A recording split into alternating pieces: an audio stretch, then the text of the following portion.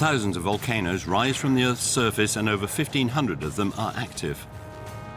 While they are essential to life on the planet, their eruptions remind us that we are living on top of an explosive cauldron. Les êtres humains ont tendance à oublier la menace que représente le volcan et le voir même parfois dans certaines civilisations comme un protecteur. 500 million people live at the foot of active volcanoes, despite the risks involved. These fire breathers are kept under the watchful eye of scientists. Although experts have today uncovered some of their secrets, they remain powerless in the face of certain devastating phenomena. Une nuée ardente détruit tout sur son passage. Bien évidemment les humains, mais également les constructions qui sont soufflées. Tout est emporté. Il reste des villes fantômes. Capable of destroying everything in just a few minutes, volcanoes become monsters with untamable tempers, and when they wake up, they can be explosive. Energy release is similar to one Hiroshima bomb being detonated every 2 to 3 minutes.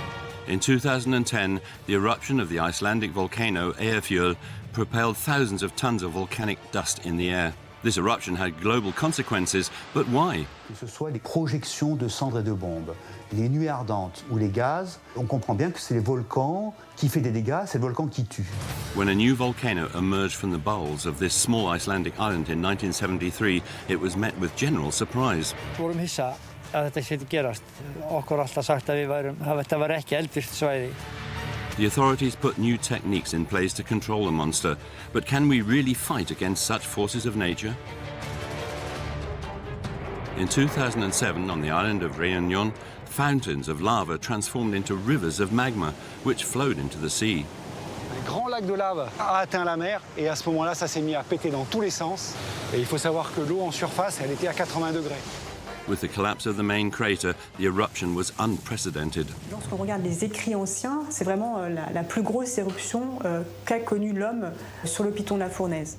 But could experts predict an event of this magnitude? Yet there are even greater dangers on our planet. Killer volcanoes could destroy all life on Earth. Une super éruption pourrait-elle faire disparaître l'espèce humaine? C'est pas exclu. On peut dire que d'ici 100 000 ans, il est probable qu'il y ait une super éruption. Super eruptions are still shrouded in mystery, even though research into the science of volcanoes has made tremendous progress. How do volcanoes work? Can we predict eruptions? And what dangers do they pose?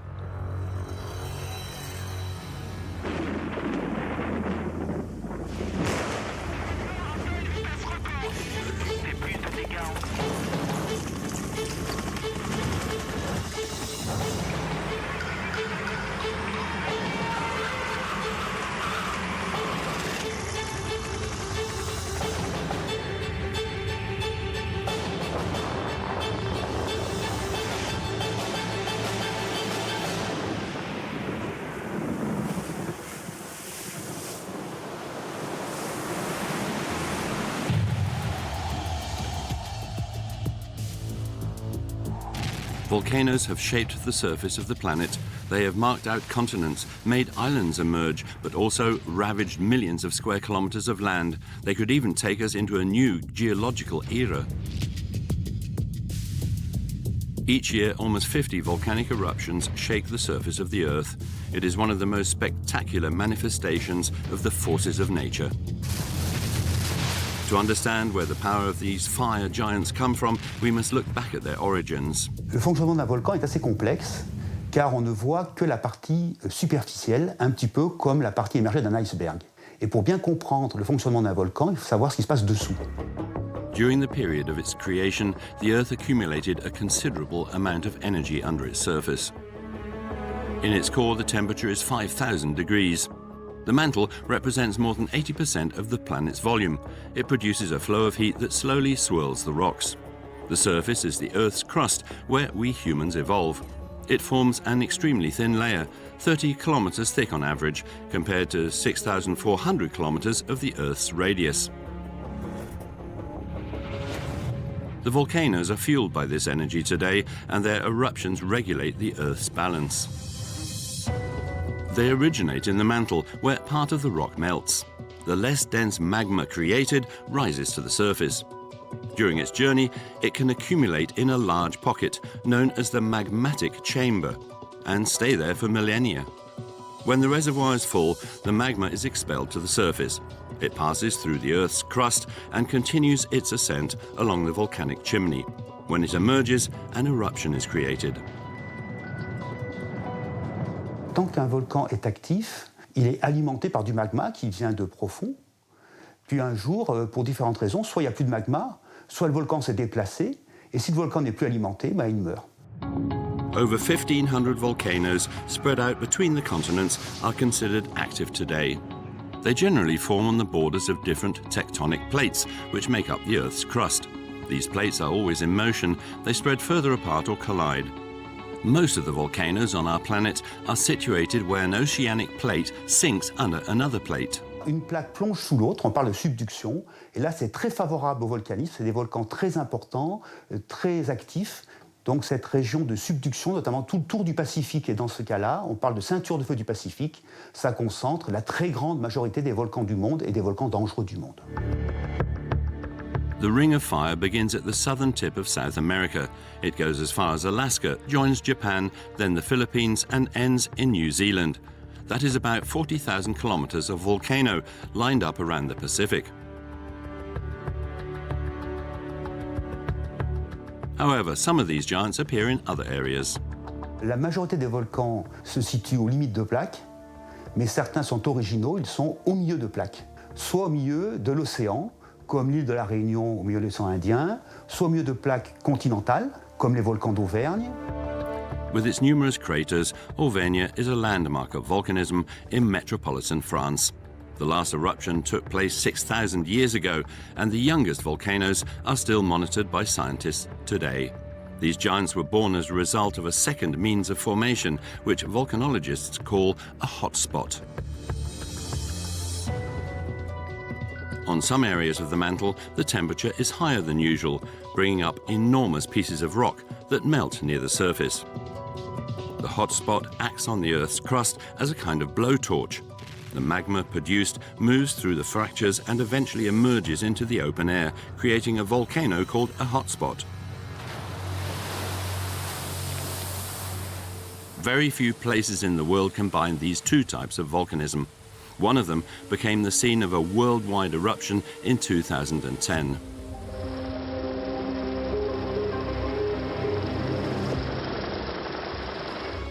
"20 million years ago in northern Europe, an island emerged from the sea under the pressure of underwater volcanoes, Iceland. The country sits on two tectonic plates which move away from each other. On one side the Eurasian plate, and on the other the North American plate. Some 130 volcanoes stand on this fracture, among them Eyjafjall. Everything here acts as a reminder that Iceland was created with fire, from black sand beaches to ash deserts, fields of solidified lava, and above all, hundreds of craters. These ever-changing volcanic landscapes are proof that the island is still developing. Like most volcanoes, Iceland's arise on the border of tectonic plates, which move several centimeters each year. When they meet, the densest plate is drawn towards the depths of the planet, like a treadmill at the end of its race. The rock melts, then rises to the surface and creates a volcano. When the plates separate, the magma created fills the void between them and forms the Earth's new crust, at the level of the oceanic ridge.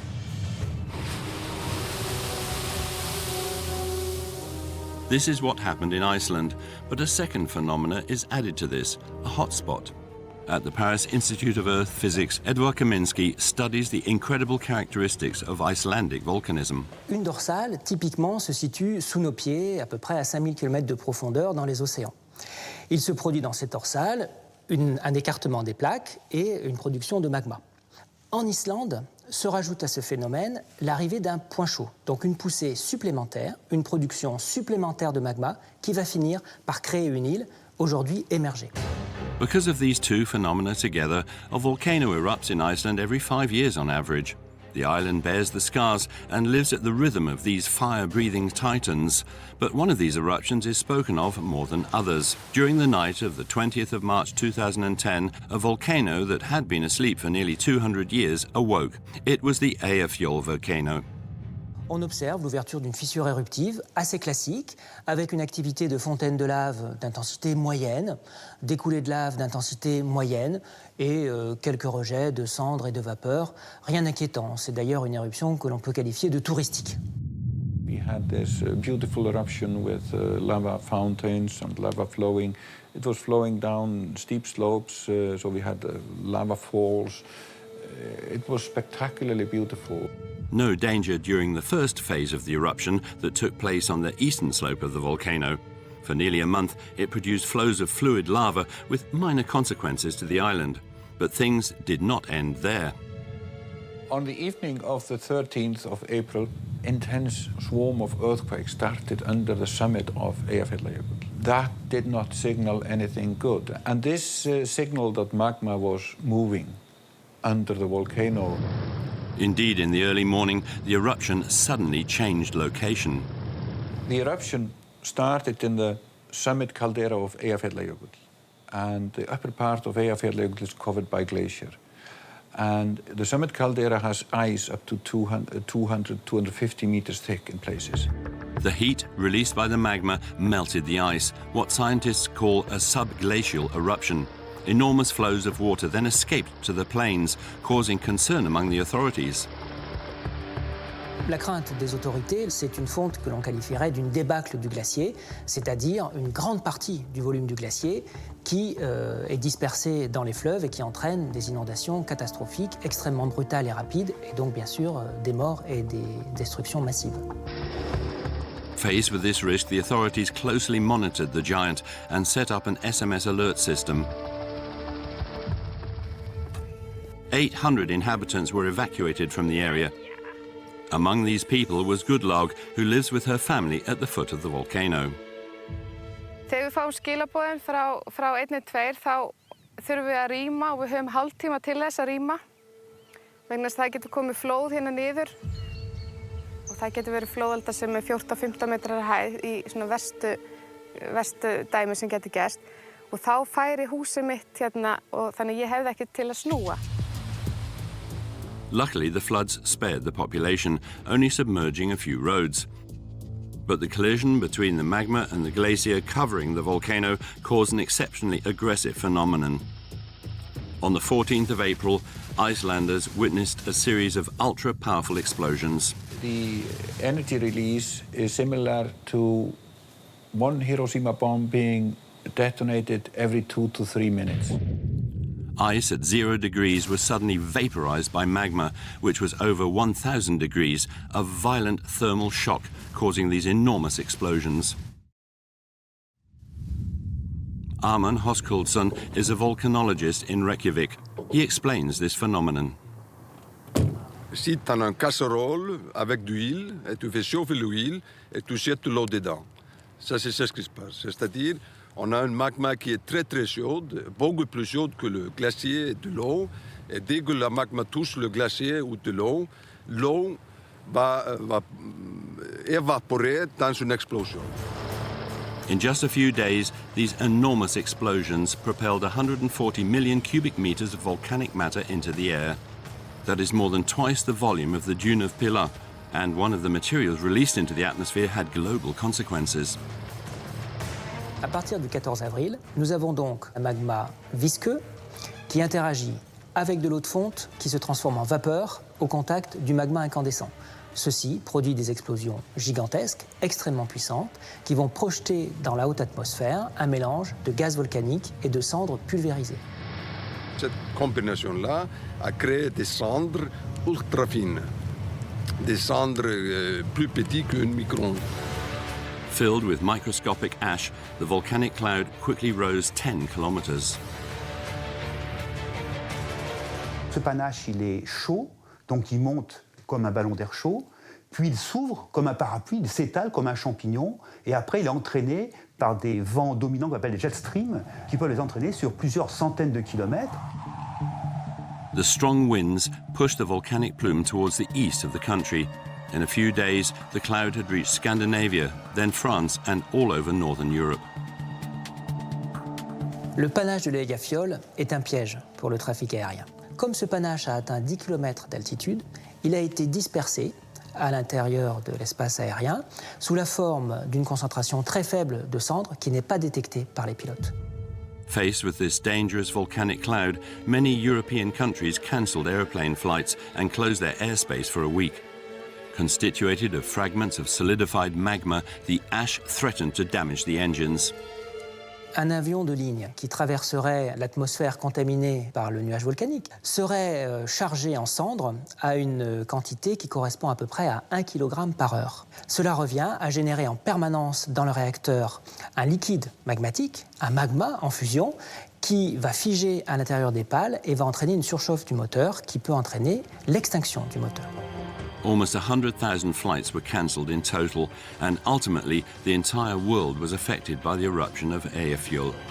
Another unexpected consequence, in southern Iceland, a full-blown ash storm hit the region. Það ekki hægt að vera úti, það verður allt grátt, svart og það svíður í öndunarfærin og augunum. The ground of this meadow, now green, was covered with a thick grey coat. Magnus Askiesson is the owner of this farm. The 14th of April 2010 has remained engraved in his memory. C'était bizarre, mais quand le centre tombait, il faisait une silence absolu. On n'entendait pas la cri des oiseaux. Et puis le centre, ça rentrait partout. À l'intérieur de la maison, etc., etc. On était couverts de cendres. Magnus Askiesson raises sheep of an Icelandic breed known for its wool. He has more than 80. During the eruption, he had to shelter his flock since the ashes could have dramatic consequences. Quand les moutons mangent l'herbe, où il y a du cendre, il y a un peu de fluor qui rentre dans le corps des moutons. Et le fluor, ça peut déformer les dents et les os des moutons. Et dans ce cas-là, on est obligé de les abattre.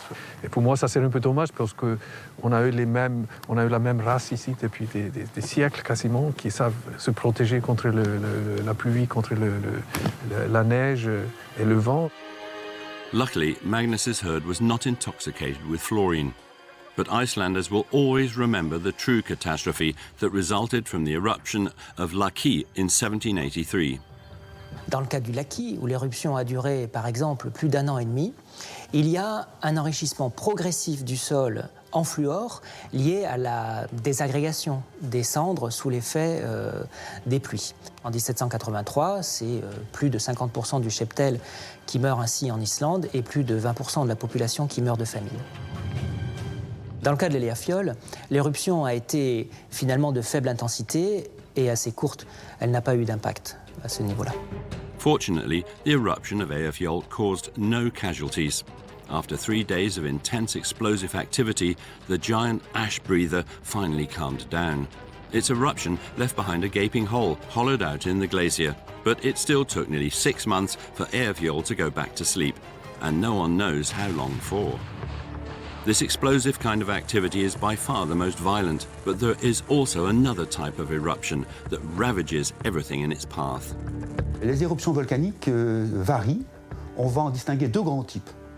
Le premier cas, c'est quand le magma arrive à l'état liquide en surface. Il coule comme une rivière toute rouge, une rivière de lave. Ce sont des gros dégâts matériels, car la coulée dévaste tout. Les écosystèmes, les forêts, les villes, les routes. C'est ce qu'on appelle des éruptions effusives. On peut appeler ça également des éruptions rouges. When the lava is thick, it advances slowly, dragging lots of boulders with it. Nothing can resist its destructive power.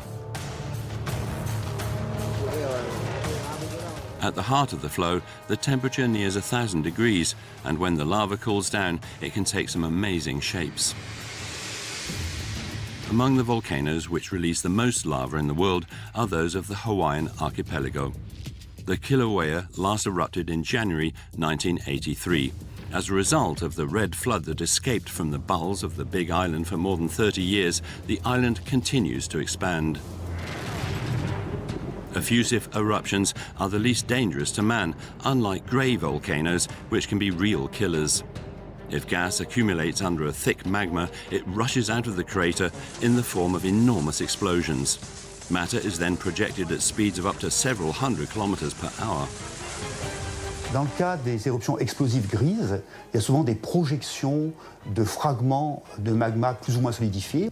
Ça peut aller des cendres les plus fines, qui font moins d'1 millimètre, qui sont déjà refroidies, qui sont grises, jusqu'à des bombes qui ont la taille d'un ballon de rugby, qui sont incandescentes dans la nuit, jusqu'à des blocs ou des grosses bombes qui ont la taille d'une voiture, voire d'un autobus. The blasts are so powerful that magma can be expelled to up to a 10-kilometer radius. Ces éruptions explosives sont très importantes, très dangereuses. C'est par rapport aux éruptions effusives 1000 fois plus en énergie et en volume.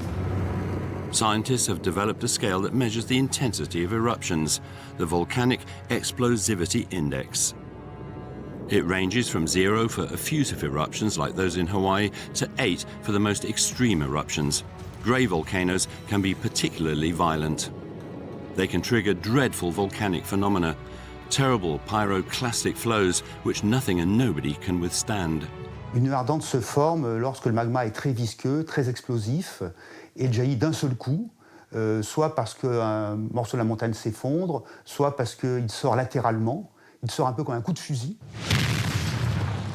When the top of a volcano is plugged with lava, the magma finds itself blocked and accumulates under the crater.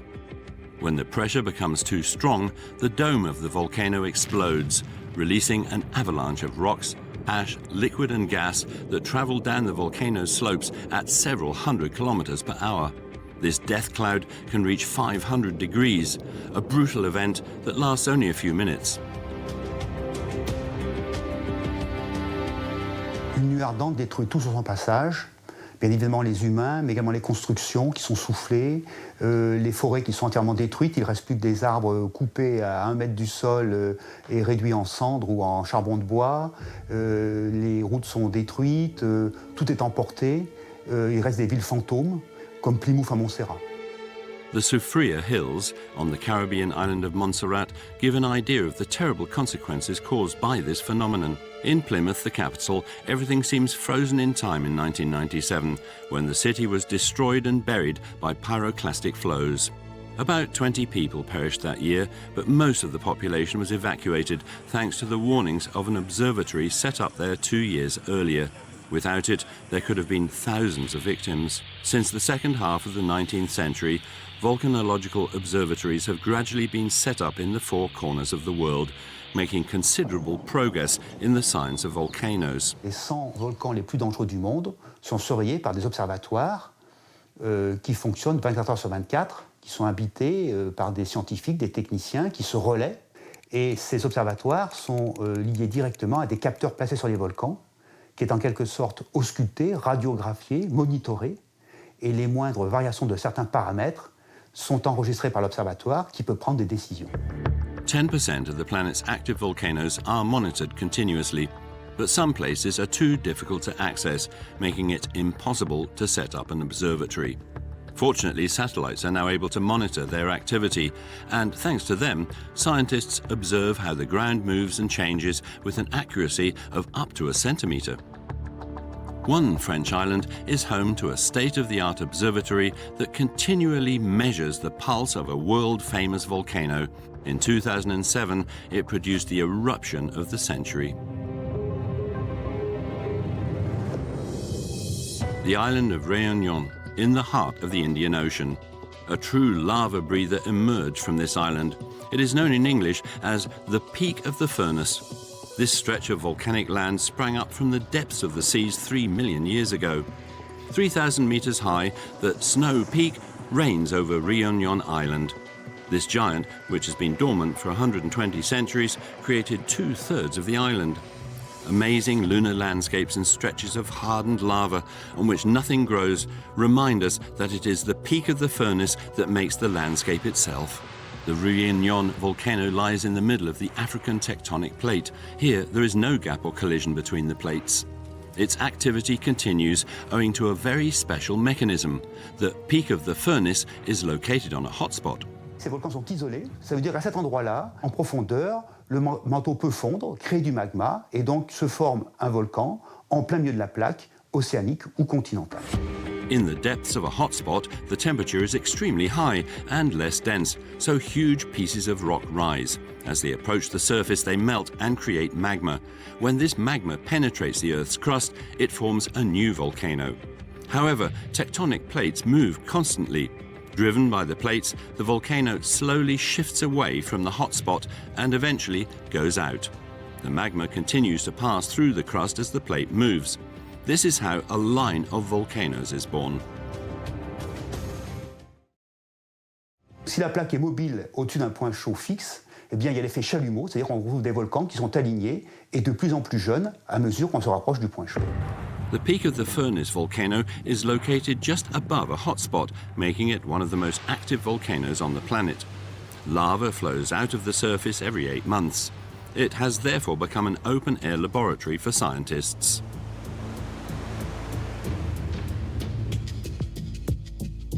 In 1980, a volcanic observatory was set up here. Today, Aline Pelletier is the director. Le piton de la Fournaise est l'un des volcans les plus surveillés au monde, puisqu'on a quand même une centaine de capteurs sur site qui transmettent donc les données en temps réel à l'observatoire. Seismometers record shaking in the volcano, while other devices measure the changes on the surface and monitor the inclination of its slopes. The main objective is to predict the Réunion Giant's eruptions. Aujourd'hui, on sait prévoir une éruption, notamment quand il y a des nombreux microséismes sous le volcan et quand il y a une inflation, un gonflement du volcan. Ce sont deux paramètres qui témoignent que le magma est en train de monter, qu'il est peut-être à quelques kilomètres, qu'il va sortir dans les 24 à 72 heures. But a final clue is particularly revealing. On a un signal typique qui s'appelle le trémor volcanique. Lorsque la fissure s'ouvre en surface, ça fait vibrer le sol et là on a un signal typique qui est enregistré par nos sismomètres. Et là on sait vraiment que l'éruption a débuté et donc on peut prévenir là également les autorités locales et qui passent donc en alerte 2, éruption en cours. The observatory team regularly visits the site. They are responsible for assessing risks for population and infrastructure. Danger is limited since most of the time the peak of the furnace's eruptions take place in an uninhabited area. La majorité des éruptions du piton de la Fournaise ont lieu dans l'enclos Fouquet, qu'on appelle aussi l'enclos, qui est une caldeira, c'est un immense cratère d'effondrement en forme de fer à cheval ouvert vers la mer. Donc les coulées sont naturellement canalisées vers la mer. It is precisely here in 2007 that the Réunion volcano's largest eruption for more than a century took place. It was Monday the 2nd of April 2007 at 10 o'clock in the morning. After a week of tremors, the volcano spewed lava. The peak of the furnace lived up to its name. A continuous flow of lava emerged and fountains appeared. Alors parfois, la lave est tellement fluide, mais également riche en gaz, qu'elle peut jaillir, un petit peu comme une lance à incendie, ce qu'on appelle une fontaine de lave. Alors parfois, ces fontaines de lave, elles montent à plusieurs centaines de mètres d'auteur. The lava escaped from an enormous fissure about 1 kilometre wide, which appeared in the southeast of the crater. Le magma, donc il y a 2 km de profondeur, en général il remonte de manière verticale à l'aplomb du cratère et à une certaine zone, il va rencontrer de la fracturation. Et il va suivre cette fracturation et déboucher sur une éruption latérale le long du volcan. Different arms formed and flowed several tens of kilometres per hour. It was heading straight for Highway 2. 1h30 après le début de l'éruption, on était sur site, donc sur la route nationale 2, pour essayer de faire les premiers prélèvements de lave. Et le front de coulée était déjà extrêmement haut. Moi, j'avais jamais vu ça personnellement, avec un front de coulée qui faisait 2 ou 3 fois ma taille et qui a progressé quand même assez rapidement. The torrent of burning lava literally swept away part of the road. The locals went to see the damage. Gradually, the eruption became a tourist attraction. The peak of the furnace offered a fascinating spectacle.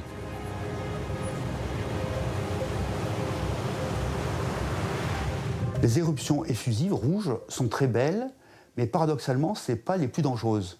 Parce que ça coule dans une région donnée, dans une direction donnée.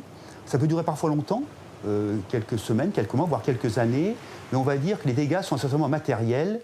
Il y a rarement des victimes de coulées de lave. By nightfall, the flow had reached the Indian Ocean, and after a few hours, a flow front of more than a kilometre poured into the sea. The burning lava came into contact with the water, which was about 20 degrees. The meeting of the two elements was extremely violent. Quand la lave arrive dans la mer, c'est bien sûr deux éléments, l'eau et le feu qui se rencontrent, deux éléments qui sont adversaires. Donc ça ne se passe jamais calmement. C'est au contraire très dynamique, très explosif. C'est-à-dire que l'eau au contact de la lave se vaporise. Ça fait des sortes de mini-cocottes minutes un peu partout. Du coup, la lave se pulvérise en fragments.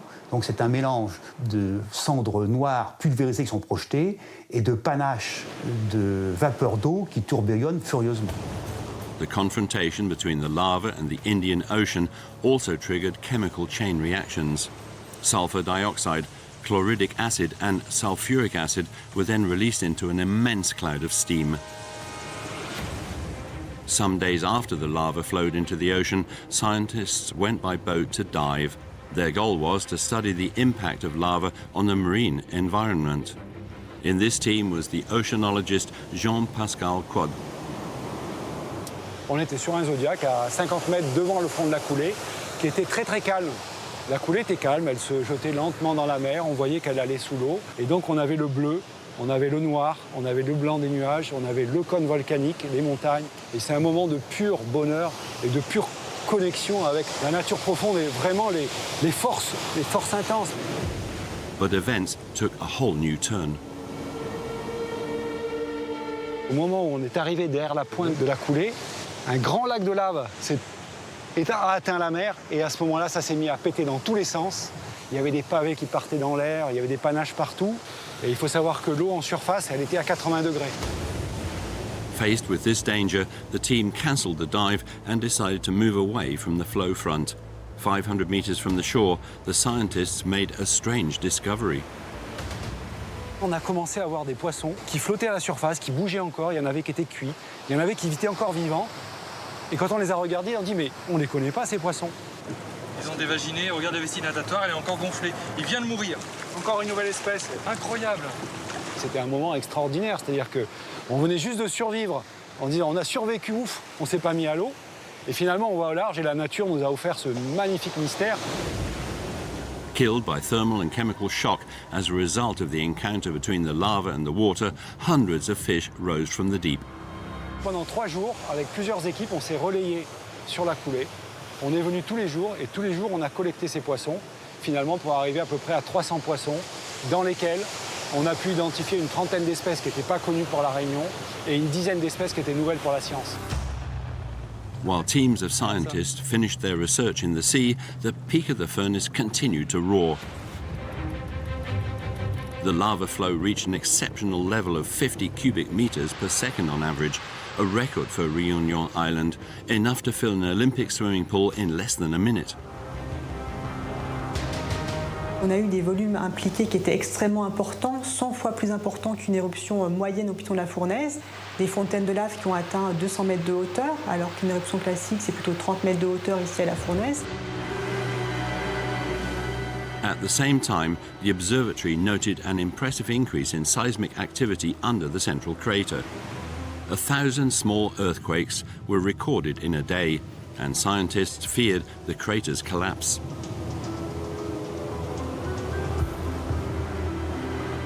Dans la nuit du 6 au 7 avril 2007, l'éruption prend un nouveau tournant. Il y a toujours beaucoup de lave émise. Le cratère Dolomieu, le cratère central, s'effondre brusquement sur lui-même. Cette vidange rapide de la chambre magmatique a créé donc une formation d'une caldeira au sommet, c'est-à-dire un effondrement du sommet sur 300 mètres de profondeur. In total, nearly 50 million cubic meters of rocks disappeared in the heart of the crater. That's nearly 150 Montparnasse towers swallowed up. Lorsqu'on regarde les écrits anciens, c'est vraiment la plus grosse éruption qu'a connue l'homme sur le piton de la Fournaise. Il y a eu d'autres éruptions qui ont émis également des volumes importants, où il y a eu des effondrements aussi de cratères au sommet, mais pas de cette envergure. After a month, the eruption finished at last, leaving behind a completely devastated landscape. The black lava covered a vast stretch of forests and ravines across which the highway was rebuilt. In total, the island grew by 50 hectares. Thanks to the preventive work of the Réunion Volcanological Observatory, the lava flows claimed no victims. Les différents risques volcaniques, que ce soit les coulées de lave, les projections de cendres et de bombes, les nuées ardentes ou les gaz, sont des risques immédiats. On comprend bien que c'est les volcans qui font des dégâts, c'est le volcan qui tue. Mais il faut être conscient que d'autres risques, différés dans le temps et dans l'espace, doivent être également pris en considération. Volcanoes, even long after their eruption, remain potential killers. The combination of certain climatic events with volcanic deposits can cause catastrophes as damaging as the eruptions themselves. C'est le cas, par exemple, d'un volcan qui projette des cendres en quantité. Ces cendres s'accumulent de façon instable et en grande quantité sur les flancs du volcan. Arrive la saison des pluies, beaucoup d'eau plus beaucoup de cendres, ça fait beaucoup de boue. Cette boue dégouline sur les flancs du volcan, recouvre les villages environnants. This is what happened in November 1985 in Colombia. The Nevado de Ruiz volcano began to erupt after having rumbled and smoked for months. Ce volcan est recouvert de glace. L'intérieur du glacier commence à fondre au contact du magma souterrain.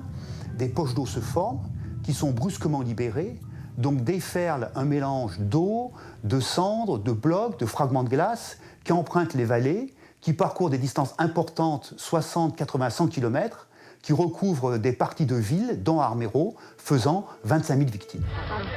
The world experienced one of the greatest natural disasters of the 20th century.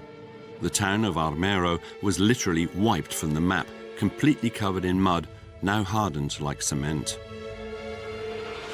Another type of deferred risk may result from an eruption, but this time the danger comes from the enormous quantities of volcanic products emitted into the air. Quand des cendres volcaniques ou des aérosols séjournent longuement dans la stratosphère, ces particules, ces cendres, arrêtent certains rayons solaires, donc la température baisse. Donc paradoxalement, les grosses éruptions produisent des baisses de température qui sont mesurables. Lors de la dernière éruption du Pinatubo, en 1991, on a pu mesurer une baisse de 0,3 degrés dans l'hémisphère nord qui s'est amortie en 3 ans. The eruption of this Filipino volcano produced a phenomenon known as a volcanic winter, but only eruptions of cataclysmic power influence the climate. At last, very dangerous phenomenon affects most volcanoes. Shaken regularly by earthquakes, they form fragile structures, becoming prone to landslides that sweep away everything in their way. When a substantial mass of rock escapes, the physiognomy of these giants is totally disrupted. Sometimes the entire land is reshaped. Une coulée de lave peut avoir une épaisseur de quelques mètres à quelques dizaines de mètres. Elle peut donc combler une vallée. Elle peut aussi créer un territoire nouveau. C'est le cas de toutes les îles volcaniques. Et même plus souvent, l'île s'est formée grâce aux volcans. Volcanoes devastate lands. In 1973, the inhabitants of one particular island were blown away by the metamorphosis of their surroundings.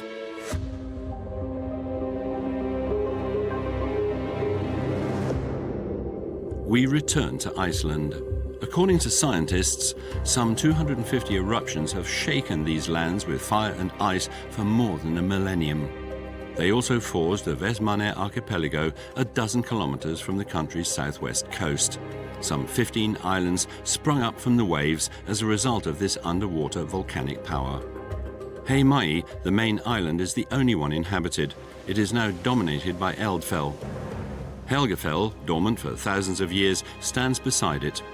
Today, on these wild lands, with its steep topography, live some 4,000 people. Here, everything seems peaceful, yet the inhabitants live under the threat of the Eldfell volcano, which may wake at any moment. The volcano appeared some 40 years ago, and Johan Jonsson witnessed its first eruption.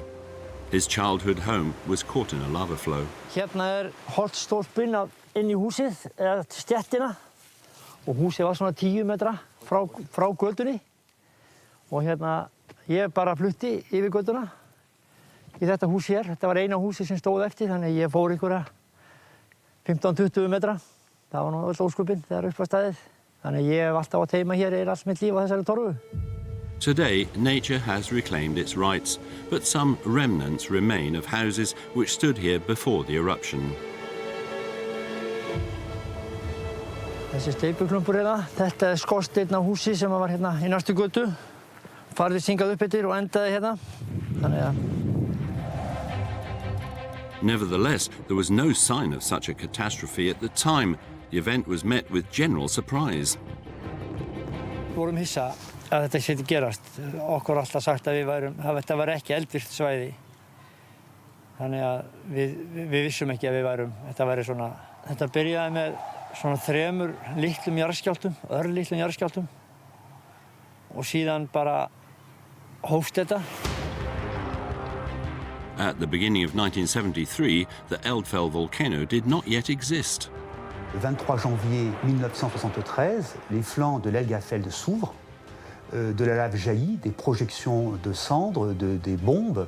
Donc se crée un petit cône adventif qui devient rapidement le frère de l'Elgafeld, qu'on appelle l'Eldfell.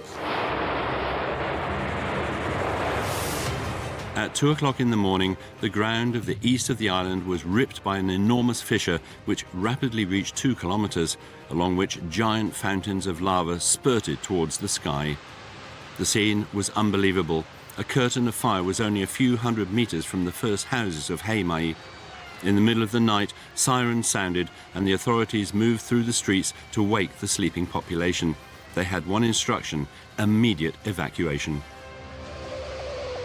Fólki bara fór, bara eins og það stóð í raun og veru og bara forðaði sér. Það var bara málið, koma sér í burtu. Það var ekkert, fólk tók ekkert með sér.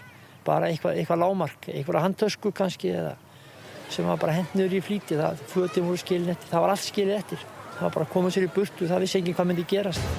Some of the inhabitants left Heimaey aboard the island's 70 trawlers headed for the rest of Iceland. Aeroplanes were chartered to evacuate the last people. Everything took place peacefully as the eruption continued even more beautifully.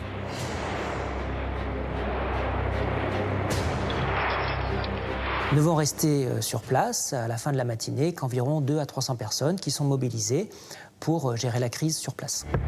In a few days, the volcanic cloud rose 10 kilometers high, and during this time, Eldfell released a phenomenal quantity of material which fell onto the island, blown by the wind.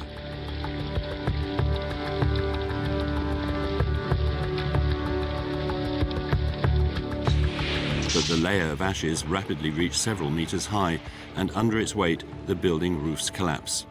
Heimaey slowly transformed into a black island. The lava then rose to the level of a single eruptive mouth situated at the top of a volcano. The newborn volcano was already 100 meters high, while its lava flowed down to the sea and solidified. But following the natural landform, the flow quickly took a dangerous trajectory. Le risque majeur lors de l'éruption de l'Eldfell, c'est la mise en place d'une coulée très importante qui malheureusement se dirige vers la ville et vers le port.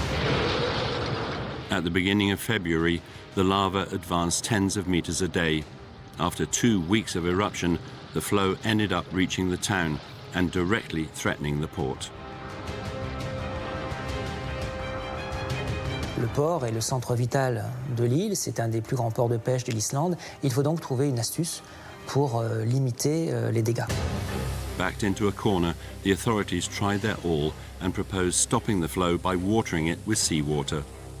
30 kilometers of high-resistance pipelines and about 50 giant pumps arrived from Iceland and elsewhere.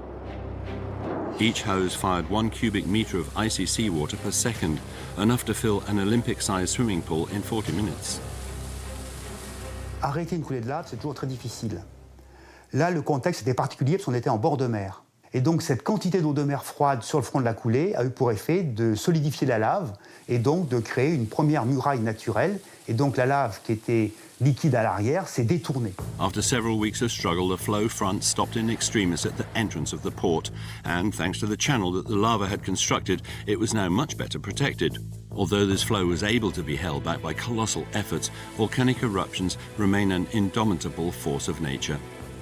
Si le volcan avait continué à être actif de façon aussi intense pendant 2 ou 3 semaines de plus, le port aurait été détruit.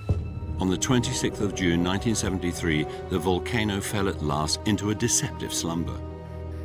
230 million cubic meters of lava were released in flows, 20 million in projectiles. With this quantity of volcanic matter, the magmatic chamber is no longer under pressure. The volcanic eruption ends.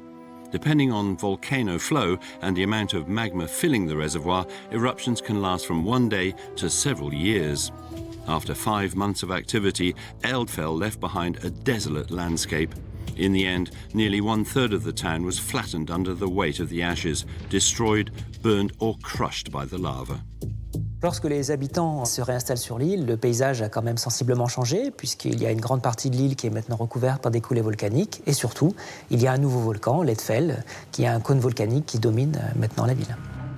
With its accumulation of volcanic matter, the Eldfell volcano stands at 200 meters high, and its lava flows have increased the surface area of the island by 15%. Today, the volcano has been placed under strict surveillance by scientists, much like the Vestmannaeyjar archipelago.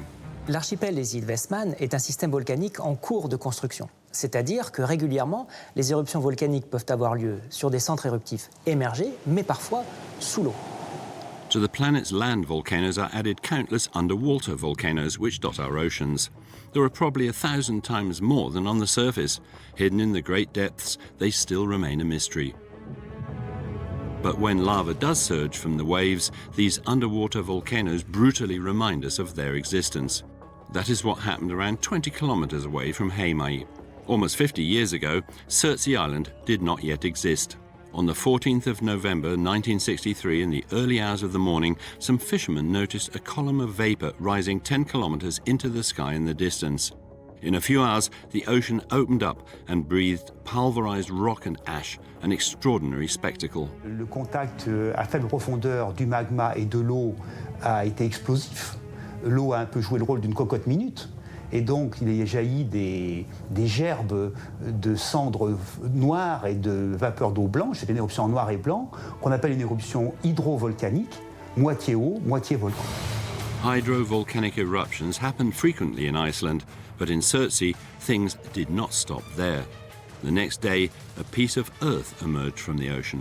Il faut comprendre qu'un volcan, c'est un édifice qui se construit petit à petit. Donc, il commence au fond de la mer, qui peut être, mettons, à moins 4 km en moyenne.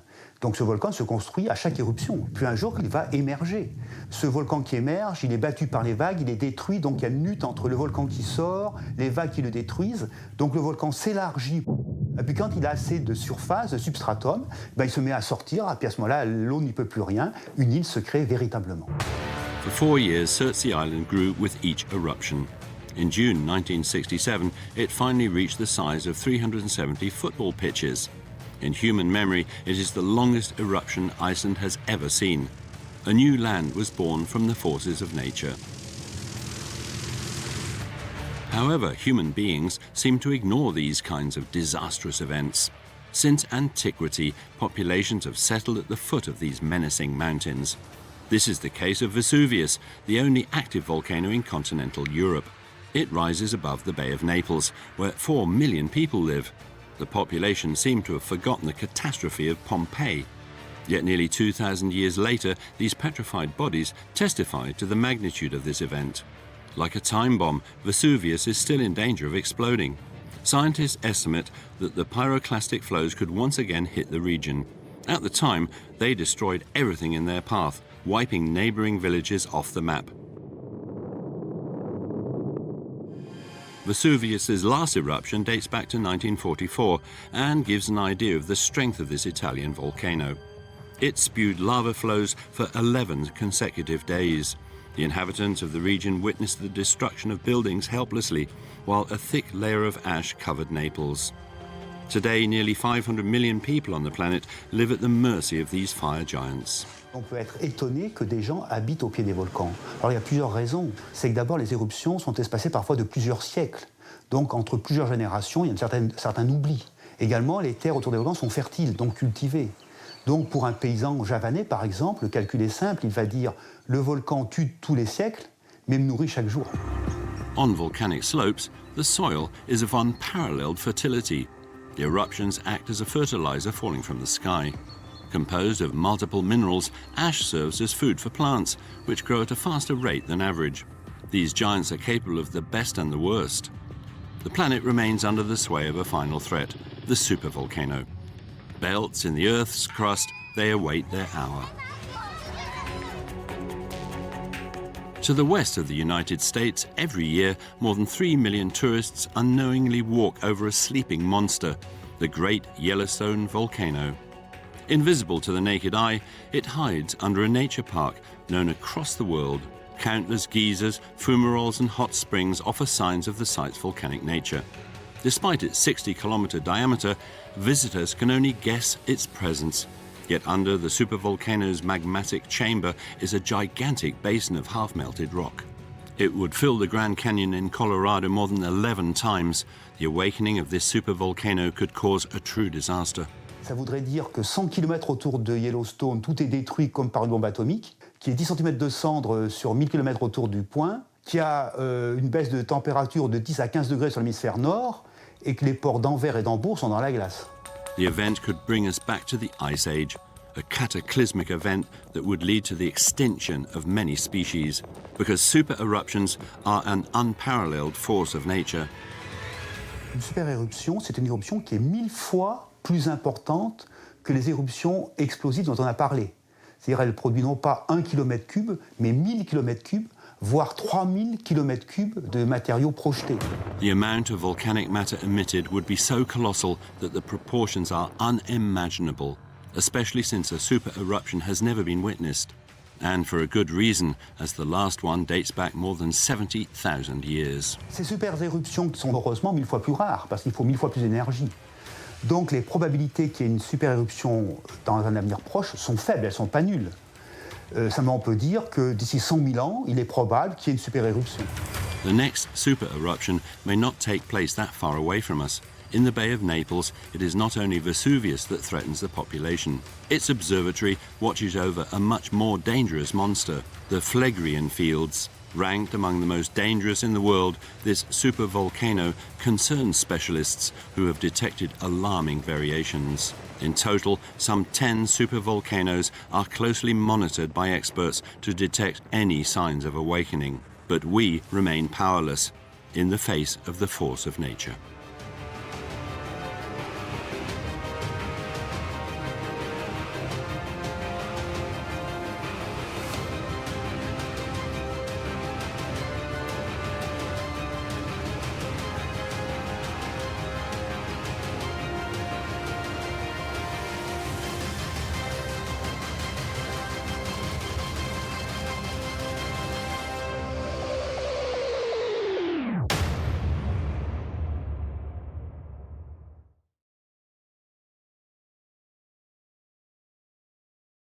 After this incredible year, I've learned one important rule.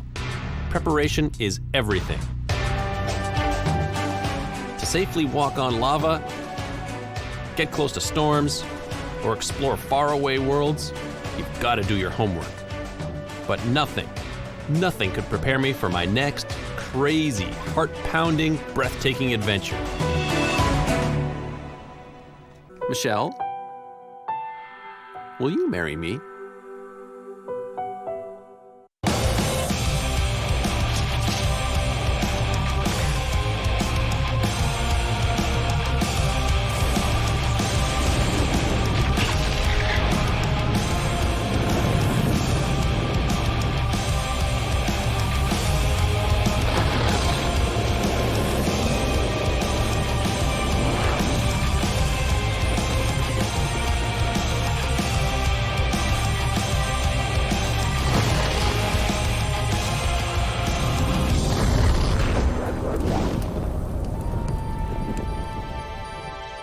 I'm passionate about two things in my life: my love of adventure and my girlfriend Michelle.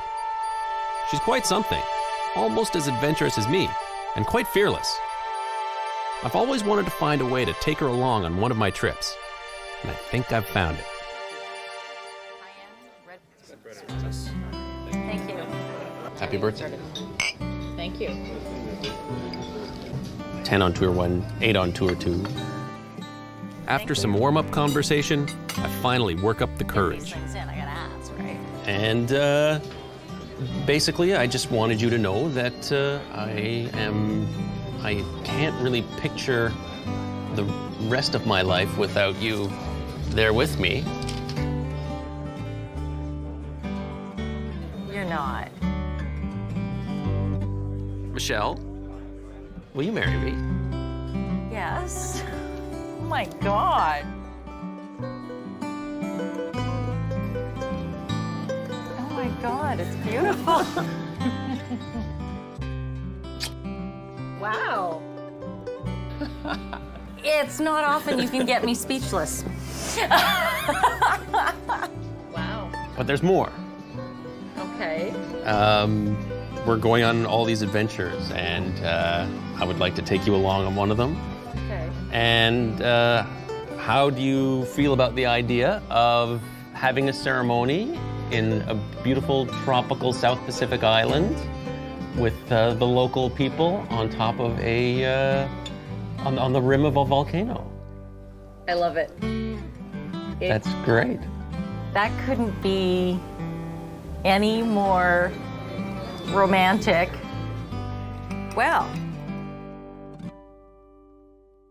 Well, that's it. I'm getting married. Time for all the usual preparations. I get a tux, Michelle gets a dress, and a permanent reminder of this special occasion. Good. I'm here for my tuxedo. On the crater's edge of an exploding volcano. Say that again? They're like hiking shoes, right? These are good for walking on volcanic rock. do you have any idea where the welding gloves are? My only question is, do you have a suit jacket that comes in asbestos? Well, let me just tell you about our damage waiver. Anything the size of a quarter, we'll be responsible for. All passengers. Here's Tana. We're headed for Vanuatu, a group of islands in the remote South Pacific, home of the volatile Yasser volcano.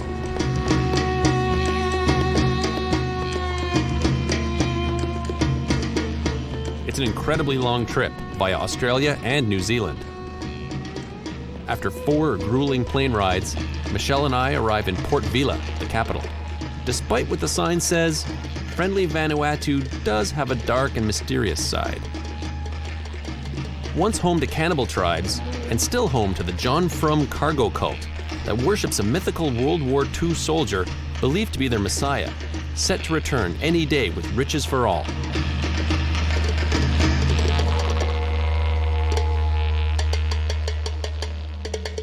After we settle into our island paradise, Michelle and I take off to explore the town and, most importantly, take advantage of the spectacular diving found in this part of the world.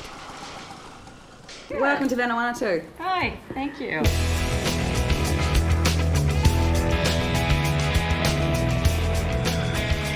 This is Michelle's first open water dive, and of course, she takes to it like a pro.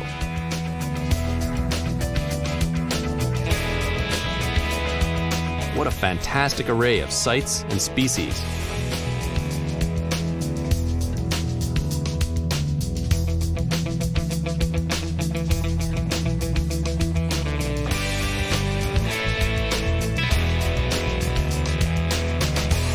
Then it's off to do some rappelling, or rap jumping as the Aussies call it, down gorgeous 50-meter waterfalls.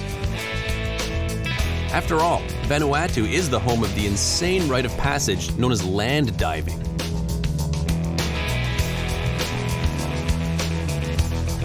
What a rush.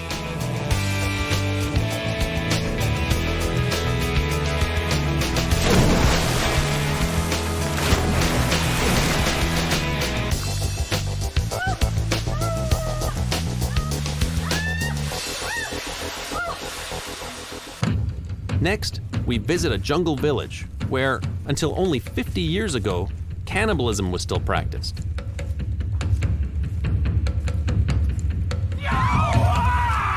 The locals show us how foreigners were greeted back then. Where did those guys come from?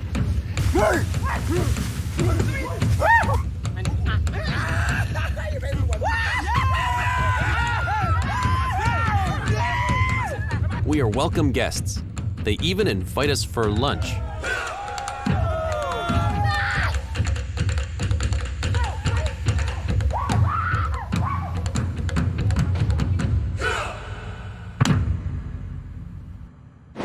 think you've been to some wild weddings? You ain't seen nothing yet.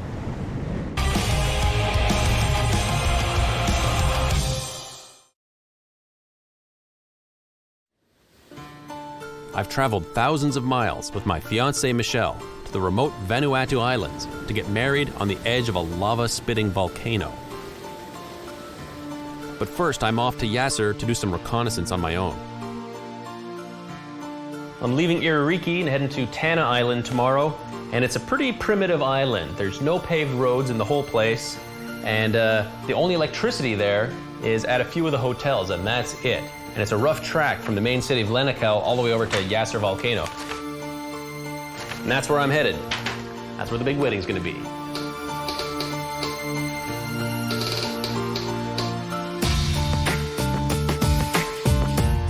I can't wait till we get our first look at the volcano. Nice big ash eruption. This volcano's been erupting for 800 years. I'm so close I can actually start to hear the eruption.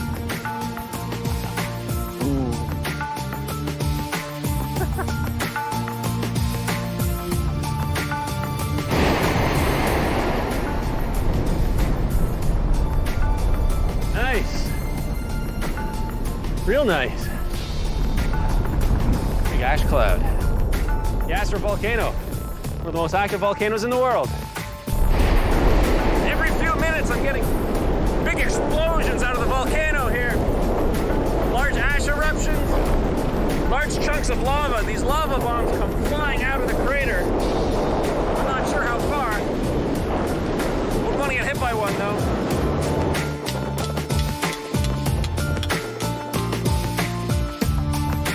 There are a million details to attend to when doing extreme exploration. Miss one, and it could cost you your life.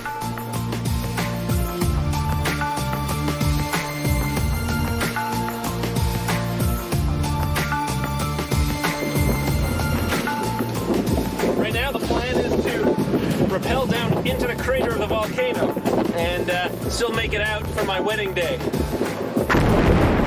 Oh, look at that! Oh, big bombs, big bombs! I gotta be real careful. This is a bit treacherous. A few extra precautions before I go down.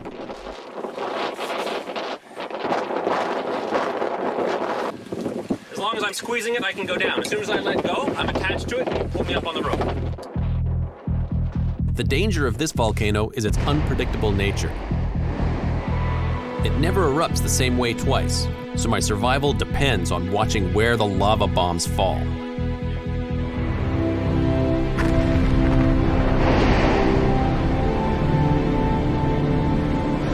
So far, so good. I'm about 50 meters inside the volcano now.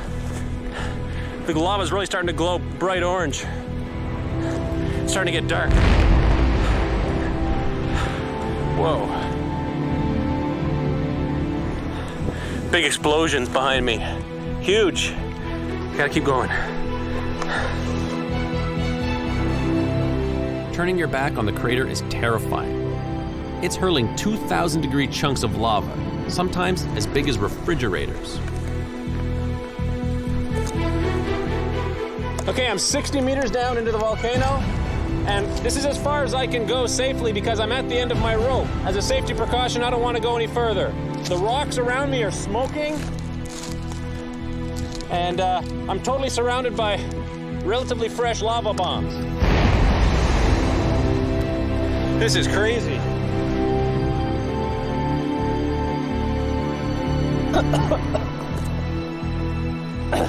Okay, I'm getting blasted with sulfur dioxide now. I'm gonna put my mask on. Oh, big eruption. Noisy eruption. This is not a place that's conducive to life for very long. I can't stay here long. It's getting too dangerous. Just as I decide to start my ascent,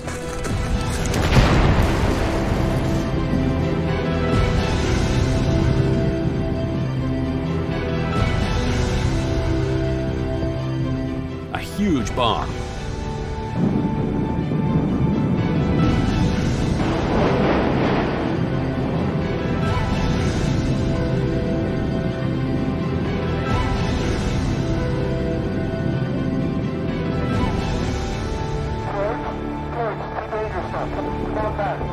my crew's insistence, I go after it.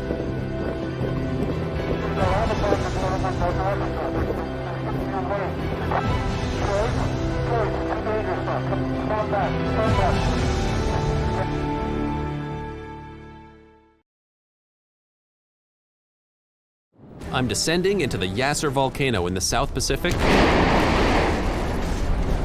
and it's just spit out a huge burst of lava bombs right in front of me.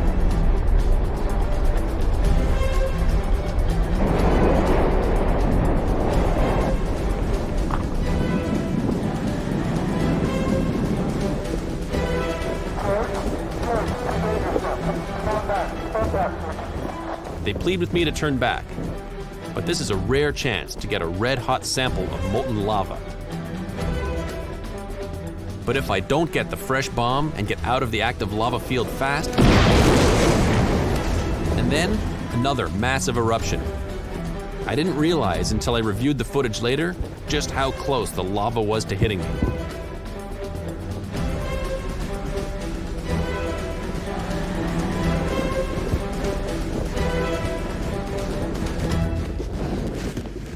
It's hot.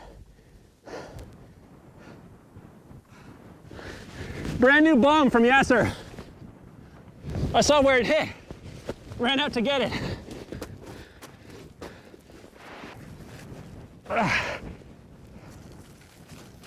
Woo! Whoa. Look at that. Still glowing. Feel the heat coming off of this. All right, here I come. I think I've pushed my luck enough today. Totally drained from the heat and the climb, I crawl out of the volcano.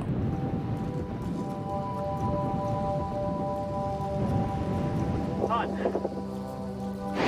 All right. Enough messing around. It's time to get married.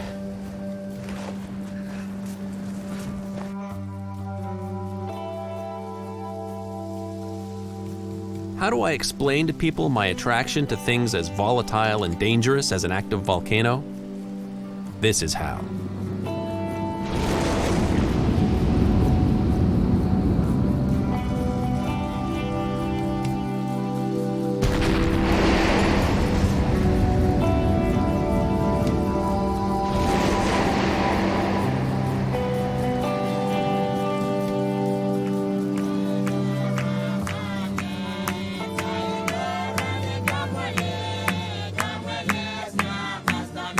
The night before the wedding, the John Frum group invites us to join their ritual of singing until sunrise.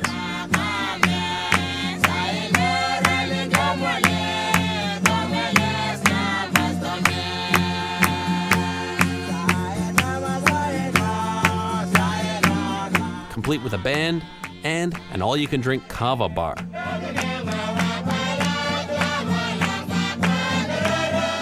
Did someone say kava? Well, it's the night before my wedding, and I figured I'd celebrate Vanuatu style with some kava. It's basically a ground-up root that looks like muddy water, kind of smells like muddy water, and kind of tastes like muddy water, but it makes your lips numb and your tongue numb. It's a local drug of choice. It's a hallucinogen. It makes your... try that again. And anytime. Basically the local hallucinogen. It's the drug of choice in the South Pacific here, particularly in Vanuatu. Let me try that again. And I can feel it going to my head. Local drug of choice. It's a hallucinogen. Oh. It may taste like dirt, but hey, it does paralyze your face.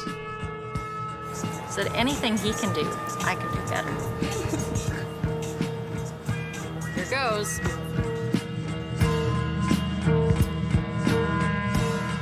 Don't stop. Want some more? Cup of kava. Oh man, that stuff is nasty.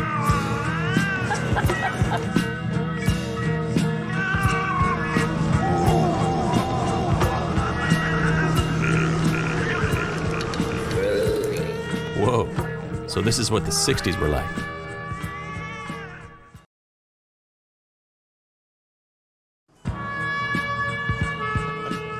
Last night was spent sampling the hallucinogenic brew called kava. Kava should not be taken internally.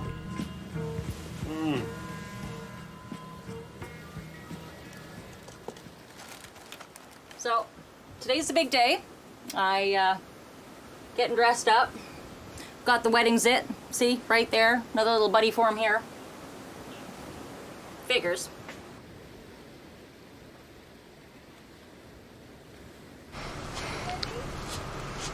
You get flowers?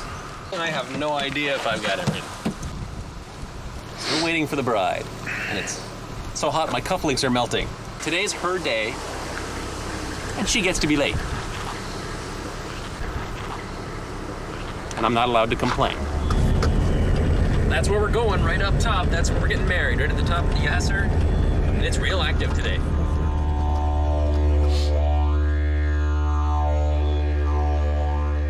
We used the hotel's private limo to get to the volcano. I feel like James Bond. We stopped for a once-in-a-lifetime photo op.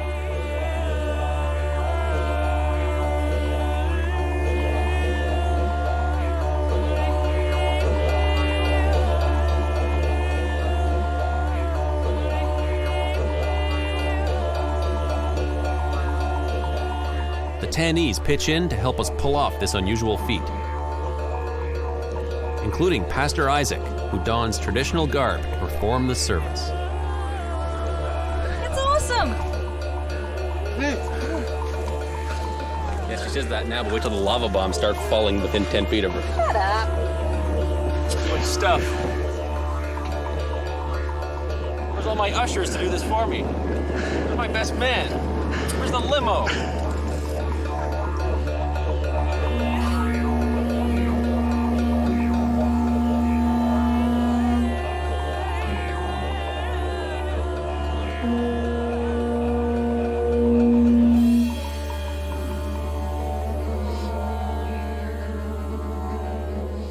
Thank you for coming all the way from Vanuatu to get married.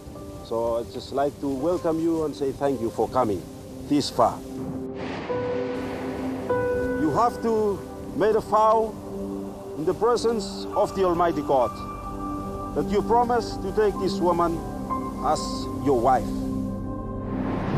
I promise to take this woman to care and to support her, to care and to support her in good times and in bad times. I'm so happy of the many years that we've had, and I look forward to many, many more sharing our lives together. You may now slip the ring into the bride's finger. During the ceremony, the volcano gave us some spectacular eruptions. You have been my supporter, my wall, my rock. And if we're not careful, we might melt into one. I have this great honor to pronounce you husband and wife. And you may now kiss your bride.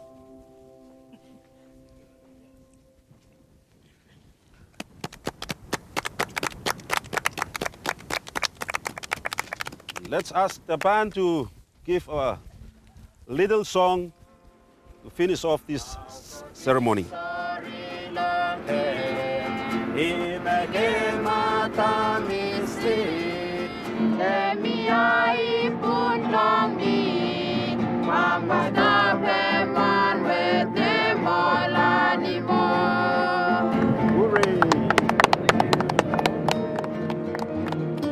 This is such an amazing moment.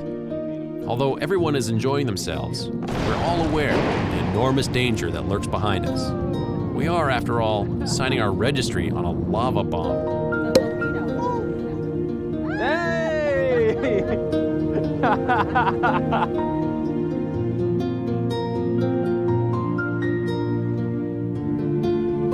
Thank you.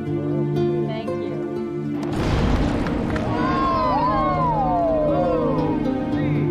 Oh, the volcano is just going again.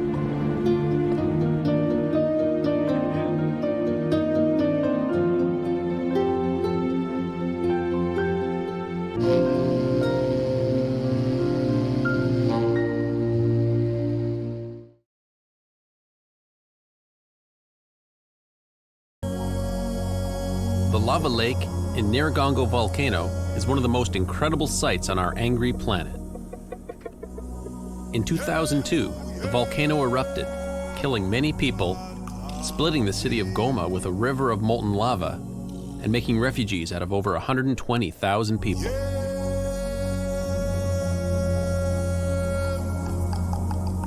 I wanted to see this dangerous volcano and to explore the risk it presents to the people and the wildlife of the Congo.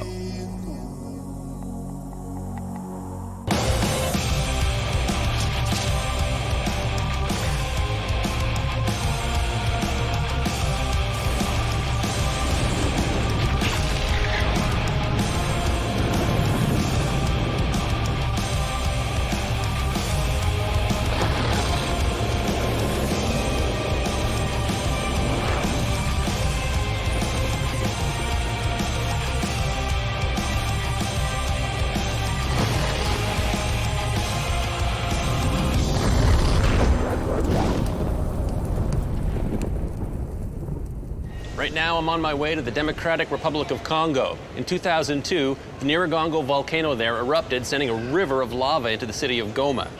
It takes about 2.5 days just to get there, and this is the beginning of the trek. Should be a long one, but this is a place I've really been looking forward to going for a long, long time. It's no easy feat just to get to this place. We've got to take the red-eye flight across the Atlantic to London. Then it's another red-eye flight from London to Addis Ababa in Ethiopia. Then another flight from there to Kigali, Rwanda. And then we're travel by land from Rwanda into the Congo, and that's just to get to the city at the base of the volcano. So it's definitely an epic. This is flight 1 of 3 just to get into Rwanda. A lot of turbulence over the Atlantic tonight. It's been up and down and bumping around. I think I got maybe 1 hour's sleep.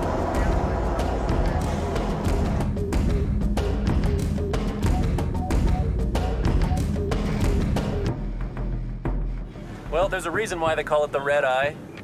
Just spent 2 nights on a plane in a row, but finally made it to Kigali, the capital of Rwanda. Just coming back from the airport now, just checking out the city. All our bags arrived, so I'm pretty happy. It's great to be back in Africa.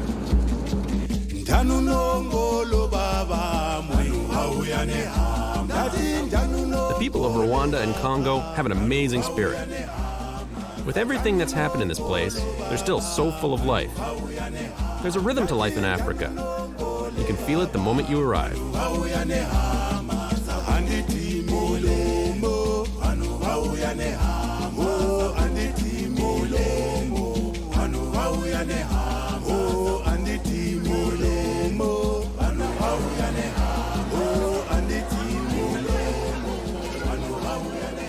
This is the central market here in Kigali in Rwanda.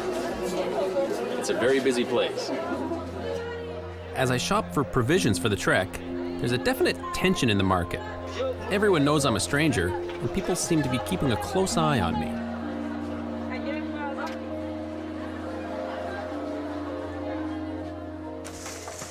All right. Here we are in Kigali, and here's our destination, Goma. So we have to go northwest, and then into Goma. So Gisenyi is here, Goma, and then the volcano will be right here. I'm traveling with a group of scientists and adventurers from Europe, Saudi Arabia, and North America. Yeah, spreading bushes. There's a lot of planning necessary to get us all up there and back safely. We're very far down, but I heard about half a kilometer. You bring half a kilometer worth of rope? No, but I brought my parachute. I can't believe I'm this close to Nyiragongo. I've been dreaming about this place for, well, forever, really. With all the instability in the area and just the physical difficulties of getting to the volcano, I can't believe I'm actually here. Now it's time to head for Goma, with some very scary weather ahead. Last night there was torrential rain. So much it woke me up, and I don't think I've ever been woken up with just pure rain before. Driving conditions are great today. Well, almost. This happens to me every time I'm in Africa. Some type of catastrophic vehicle failure at an inopportune time. If I had a clamp I could clamp the wires right onto the terminal, but I don't think I have any like that here.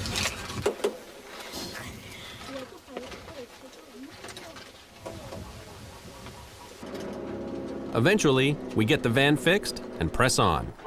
But every time we stop to take photographs, we're mobbed by curious kids, fascinated by our cameras.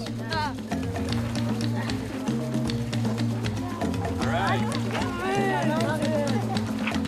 Hey, that's good.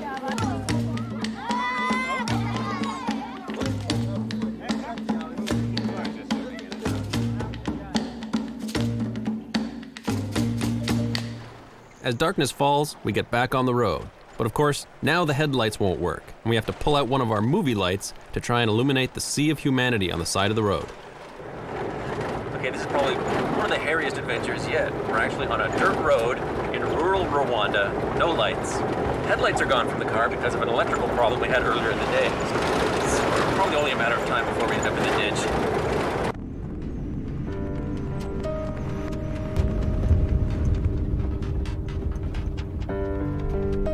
The terrifying volcanic eruption at Nyiragongo is one of the many tragedies that Central Africa has endured.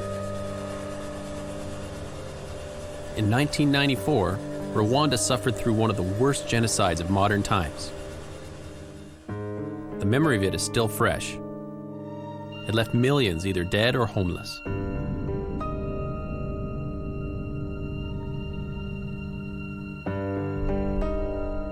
This is a Ntarama church where 5,000 Tutsis fled and then hid here, so in seek of protection. And the Interahamwe came and then killed them and butchered them, this particular church. You can see from the other side where they hacked through using machetes, hand axe, and grenades so as to kill the people who were inside. In the Ntarama church, 5,000 Tutsis seeking refuge were all slaughtered by the Hutus. Their skulls, their bones, their blood-soaked clothes have been preserved as a memorial to the massacre.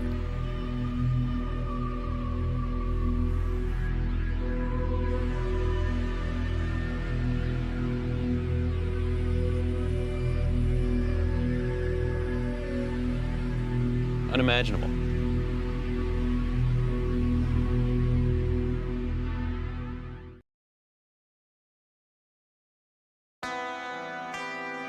The animals of Central Africa have also taken a terrible beating from the civil wars of the last 15 years.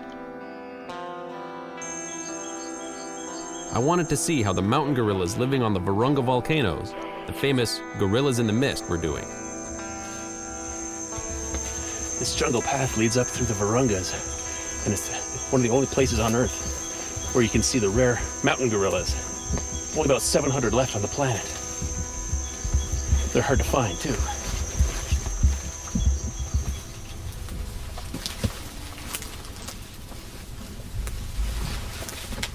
Getting closer to where the gorillas are.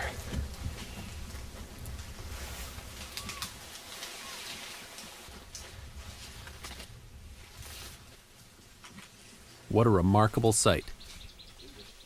These creatures have survived the ravages of man, largely because of people like Diane Fossey, who fought off poachers and the modern world to save them from extinction. It's amazing how close you can get to these mountain gorillas. When I arrived, I discovered 2 babies in the area, which definitely heightens the danger.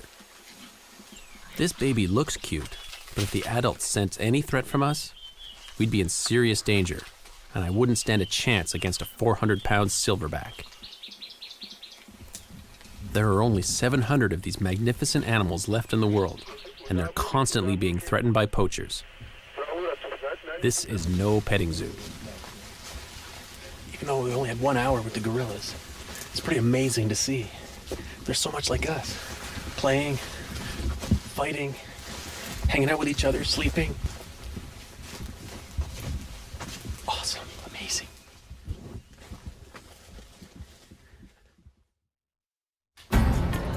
We arrive in Goma, our last stop before base camp. To put it mildly, Goma isn't Beverly Hills. How poor is the Eastern Congo? In Goma, they make their own bicycles out of wood. When we start handing out dollar bills to our photographic subjects, it almost causes a riot.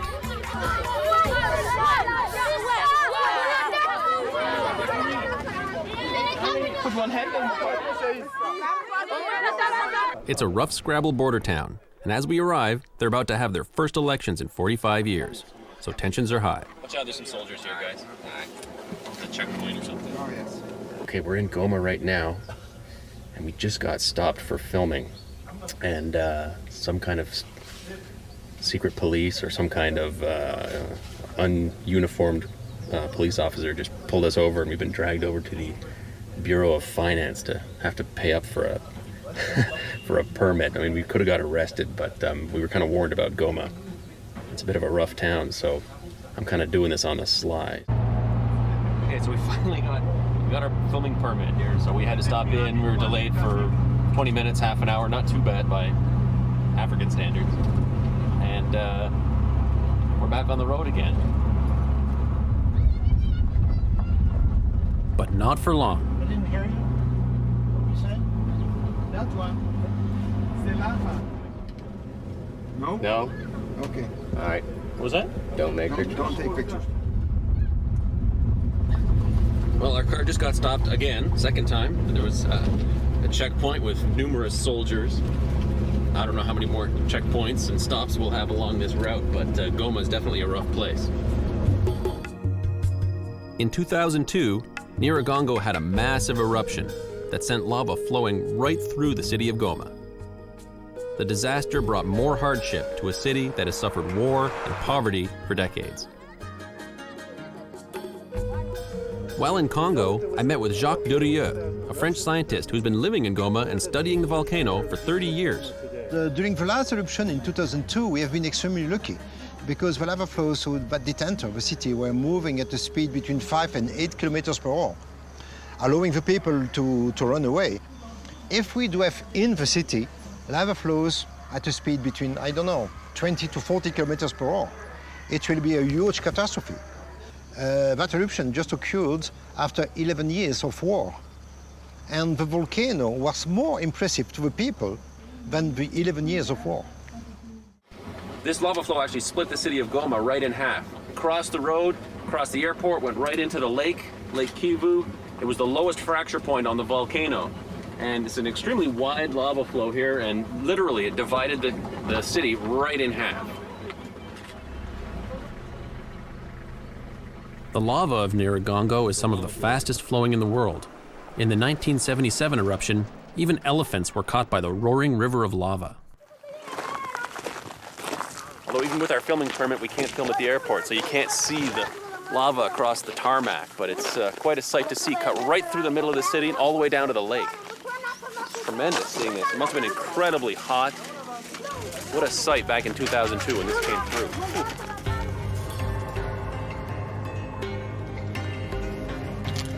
This is what flowed through the city.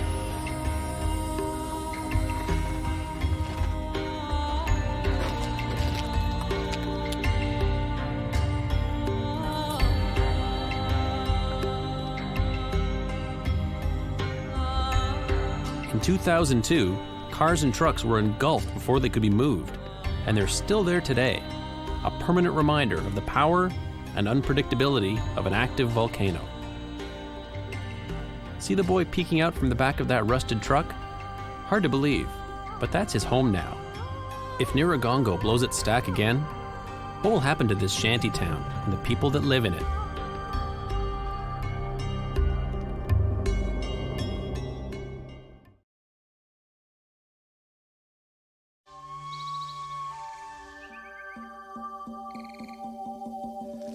We're at base camp here. We got all our equipment, food, water, supplies, tents, everything we need for the next 3 days on top of the mountain. You can't really see the volcano too well right now because of all the haze and the clouds, but it's going to take about 4 to 6 hours to get to the top. So we're here now, and I'm told we will go up to the coulee and then up to the fracture. Now the day-long trek up the volcano has begun. The last leg of our journey, 6 hours, straight up.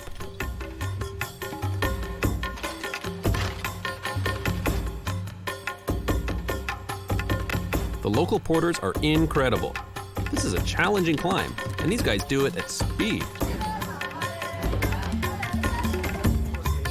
They also have pretty interesting stories to tell about their experiences with Nyiragongo. Il y avait trois hommes qui étaient morts dans cette éruption. Il y avait beaucoup de maisons qui ont été cassées et brûlées beaucoup, avec des plantes, des haricots, des patates douces, des pommes de terre, des choux, des bananes. Tout s'était brûlé. Wow.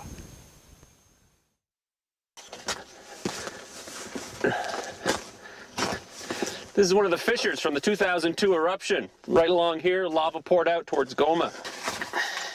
We wanted to climb down into the fissures of the volcano to try and get a sense of whether it was getting ready to blow up on the people of Goma again. It's free. Okay. Pull and it locks. All right. Squeeze and it's free. I'll place the roof pad. Pretty good. What's it like?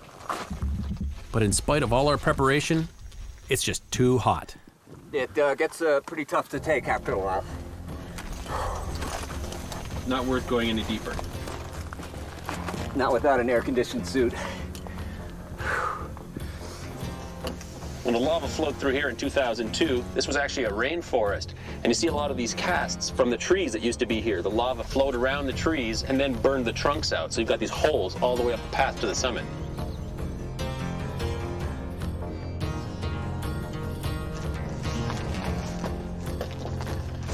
About 2 hours left to climb. The steepest part.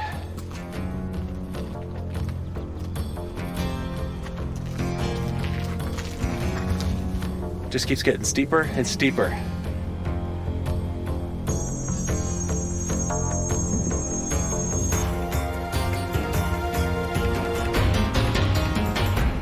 Not too far from the top, maybe 15, 20 minutes. But it's extremely steep trying to get up this. You gotta go really slow. And of course, it's all this loose rock. It's so treacherous. And it's been raining, so there's mud. It's been a long day of just trudging up this hill.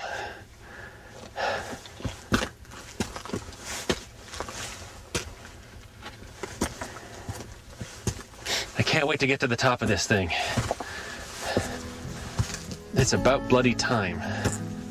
Hey, George, come on up. Have a look. This is it. Oh, this is great. You're impressed. Oh, man.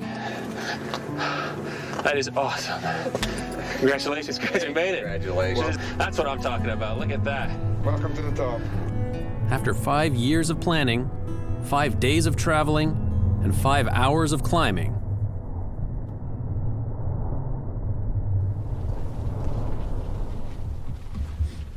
it just gives you an idea of the visibility. Well,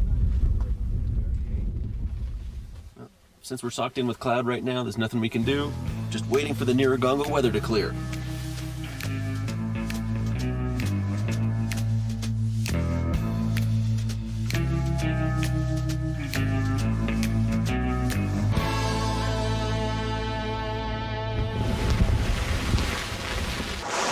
Okay, well, things have now gone from bad to worse.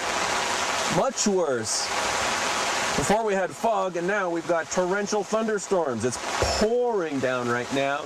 The wind is battering this tent, and I hope it holds together. Whoa! We're at the top of this mountain, and our risk of getting struck by lightning is increasing every second.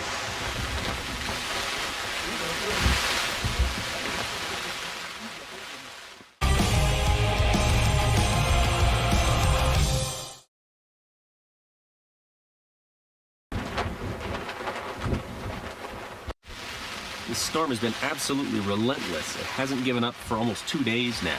All last night, raining, thunder, wind, howling, visibility. I can barely see my hand in front of my face. It's one of the worst conditions I've ever been in. There were times where I thought the tent was either going to wash away from the rain or get blown off the mountainside from the wind. And it's just harsh. These conditions are testing the limits of even the most seasoned explorers.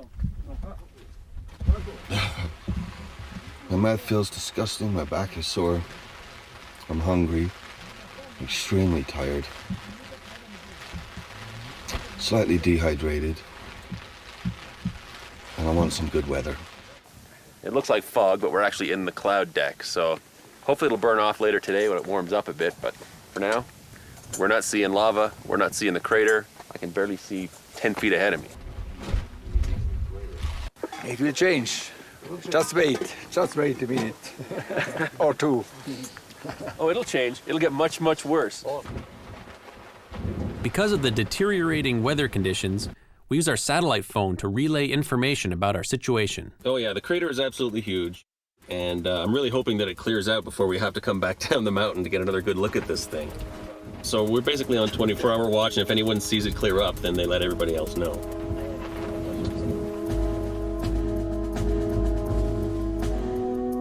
Take a little stroll around the eastern edge.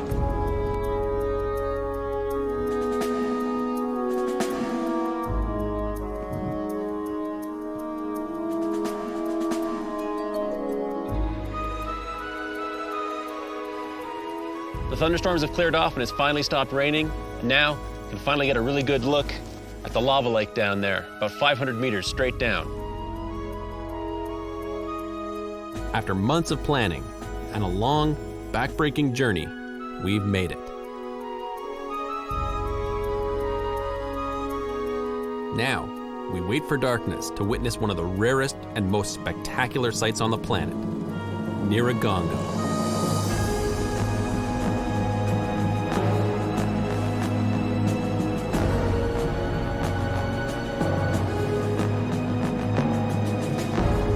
This is a window into the core of the Earth, 2,000 degrees of molten fury. It's an amazing sight, and a reassuring one. The boiling, exploding cauldron of lava actually means the volcano is controllably venting off its energy. For now, it seems the 600,000 people of Goma are safe. But who knows what tomorrow will bring to this corner of darkest and hottest Africa. This truly is an angry planet.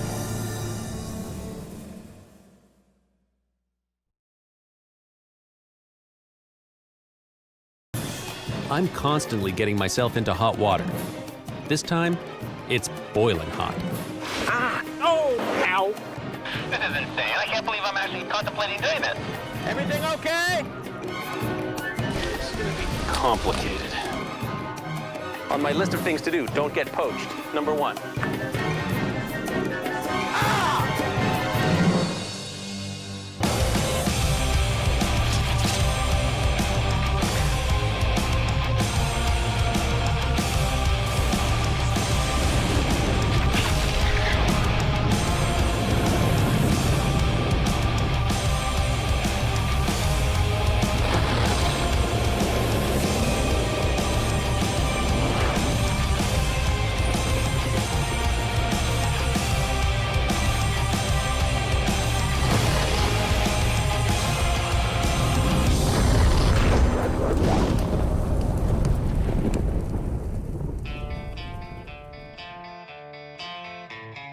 In the middle of the Caribbean lies Dominica,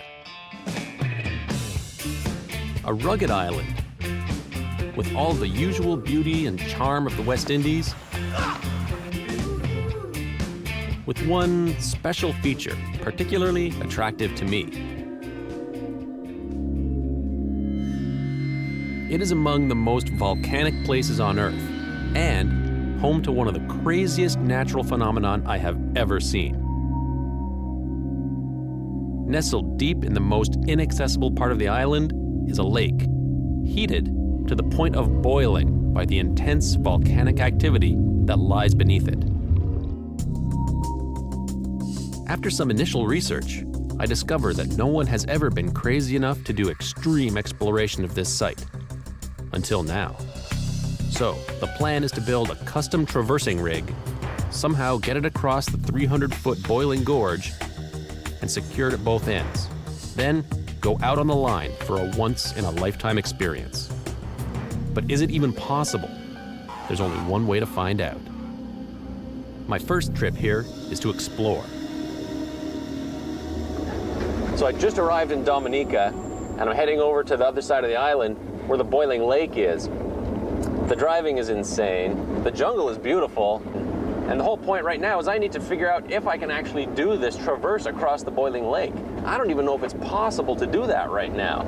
So I need to get up there and take a look around, take some measurements, and figure out if I can actually pull this off. Oh, did I mention the potholes?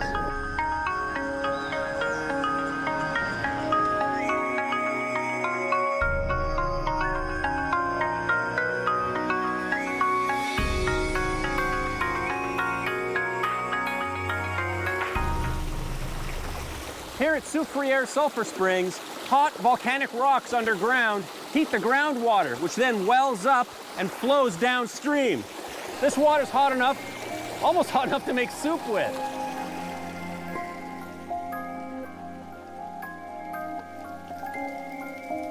These natural hot springs are famous for their medicinal and relaxing powers. I have to give it a try. Hopefully, this is the hottest water I get into on this adventure.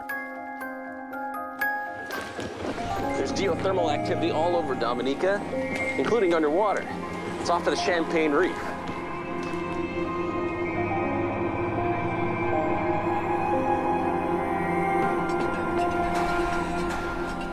This amazing area is another byproduct of the highly volcanic island. Out here, underground gas is vented into the ocean in a most spectacular way, hence the name Champagne Reef.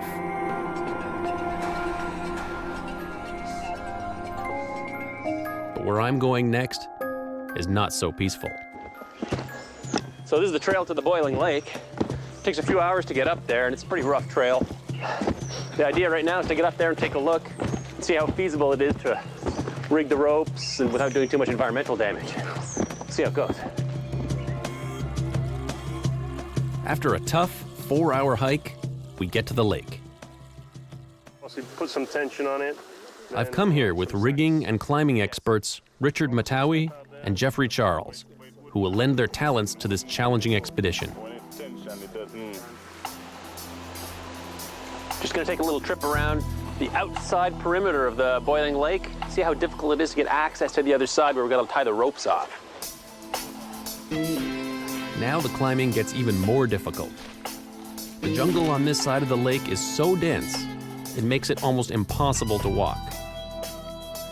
But this is where the anchors have to go.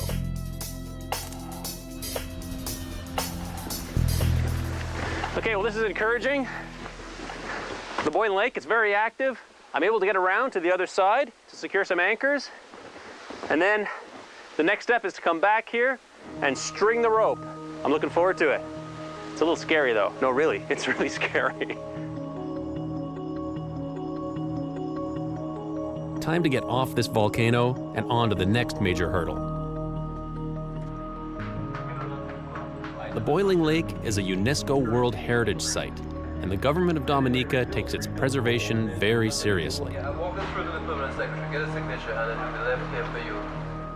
It takes a lot of convincing and a mountain of paperwork to get the permission we need to do this, but I think in the end, the authorities have confidence in our team. Very good.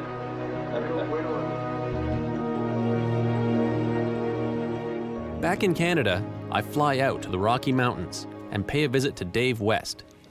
My life will depend on the quality of the rigging, and Dave's is some of the best in the world. Here's what you're going to do to tension this. So you're going to get the line across the lake. In here, load them so that they load the spine. Not only does every piece of gear have to work perfectly, I also need to understand exactly how everything goes together. Yeah, right, so that's just the join, that's, okay, great. This totally makes total sense to me. Now we're ready to do some field testing. How about right up here? Yeah, this is a good spot, just over here. So it's time for a real-world test of this rigging system. We've got a small canyon here. I'm gonna stretch the rope across and try it out here before going to the boiling lake. One of our biggest challenges is how to get 300 feet of rope across the scalding hot lake. Here's one solution we're gonna try. Okay, fire in the hole! Sweet, that was perfect. Couldn't get any better.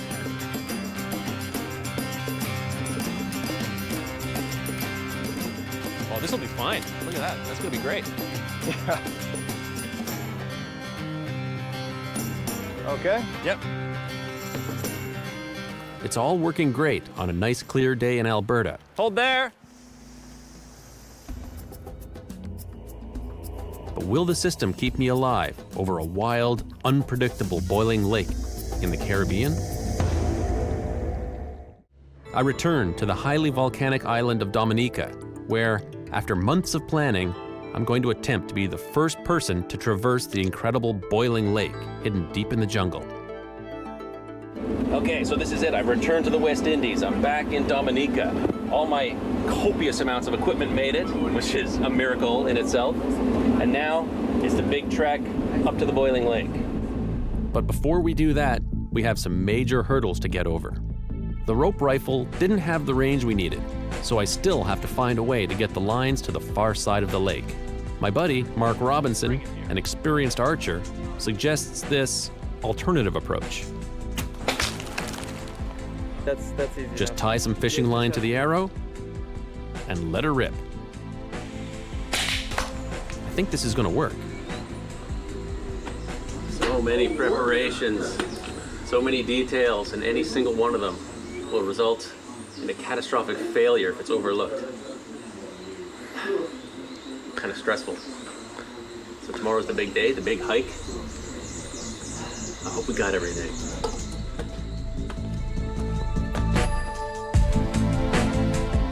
Today's the big hike, and we have to get a huge amount of gear up this trail. This kind of thing would be impossible without local help. A lot of local help.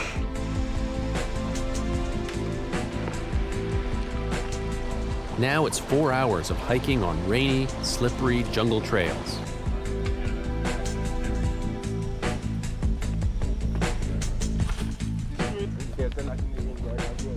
That's the boiling lake. Doesn't look like much from here, but when you get close to it, it's gonna be pretty intimidating. All right, next stop, the Valley of Desolation.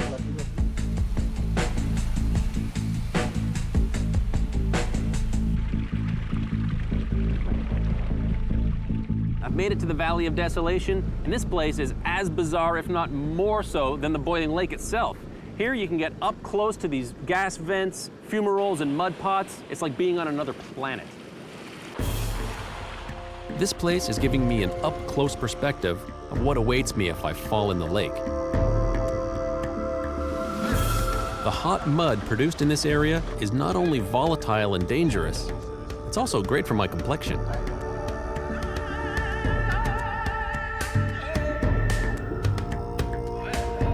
After my spa treatment, we set up our makeshift camp. We've got to try and get off the ground as we're about to experience the Caribbean rainy season full on.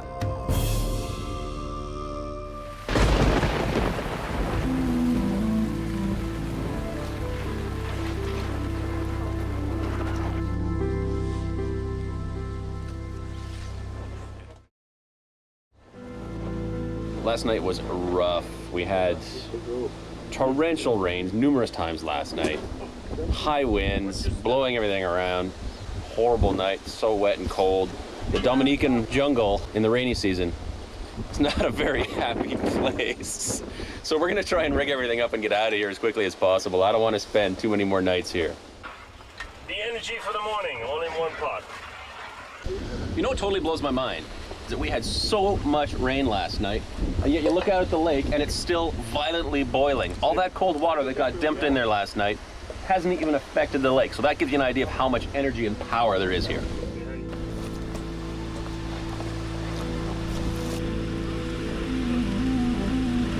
So this is the trek to get to the other side of the lake so we can set our anchors and then get the rope across, but it's tricky. Although the jungle is thick, the trees are small. So we need to design an elaborate anchoring system for this side.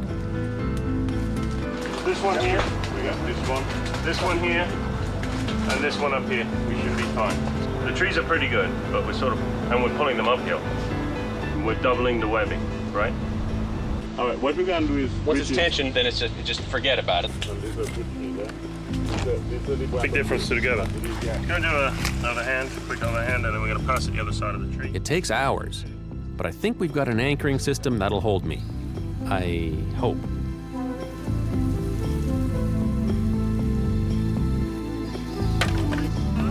Anchors are rigged on the other side. Got to rig the anchors on this side, shoot the rope across, attach everything, test it. We'll be rocking. What a pain to get to the other side. I'm not looking forward to doing that again. I'm gonna send the bow. I'm gonna go up to the top with the fishing line. Gonna shoot the fishing line across. We'll just pull some polypropylene across, and then we'll pull the ropes across. Now it's time to test my archery skills.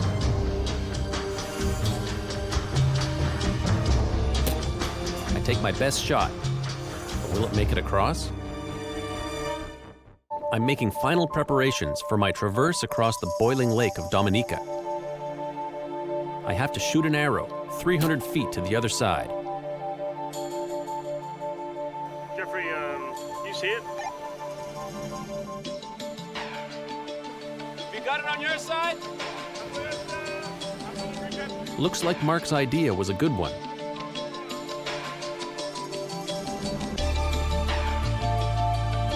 The bulk of our gear is all this specialized rope that now has to be hauled across this huge crater. It's a slow process, one rope at a time. Okay, I'm gonna go over to the other side and get everything all attached with the trussicks and pulleys. Okay. Richard and Jeffrey are great assets with all kinds of rigging tricks to make things smoother and safer. Yeah, I know. I can feel the bungee. Go on to the other But one. how's the trussicks down there?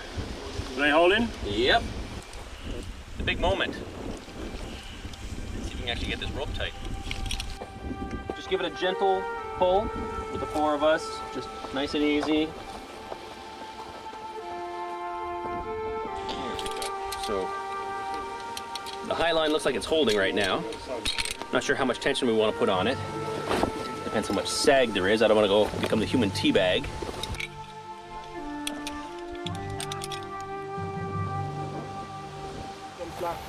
Yeah, a little bit. It's time to do the weight test. So we got a big bag of rocks that's gonna simulate my weight. We're gonna put it out on the rope and see how far down it sags. See if it ends up in the water or not. Here's what happens when you forget safety gear. Ah! Ow! Ah! All right? Oh! Lesson learned. Gloves. I brought them for a reason, so I wouldn't get my hand pinched. Okay, take up a little bit of the slack. How do the trees look over there? They look solid on the webbing? Brilliant. All right, let's start with We'll bring it out, bring it back. All right. It's locked.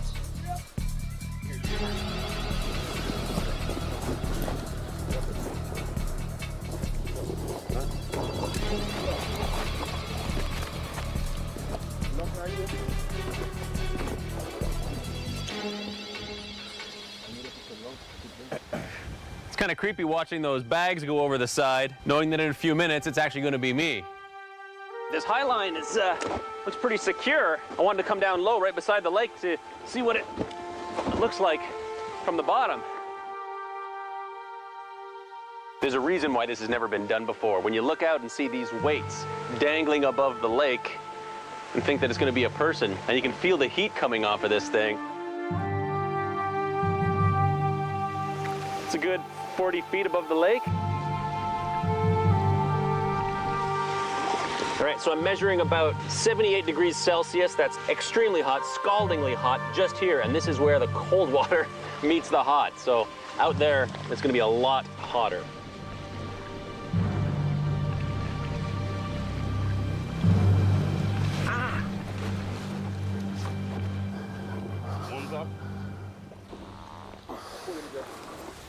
figure while I'm out there, let's cook a little lunch for the crew so the team gets something to eat when I return back to dry land.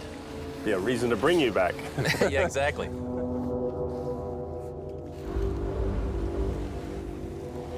All right. Cool. Everything's triple checked. Let's do it.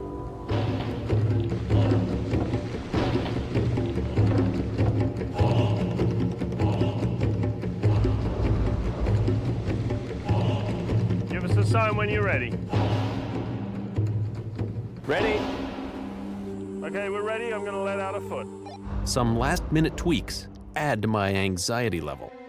Yeah, we're gonna move it to the blue. We're gonna move it to the blue. One You sec. have to move it to the blue. Okay, wait, nice and slow. Do it again.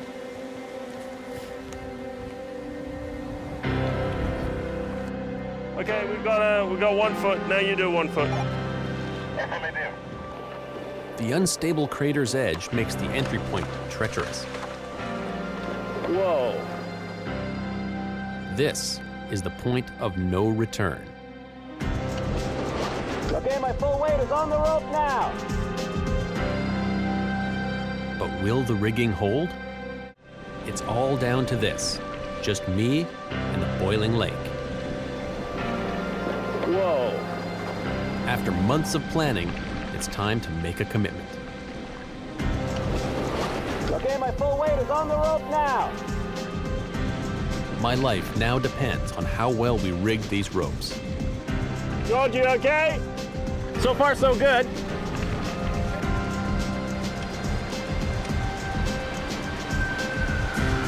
Okay, all my weight is on it.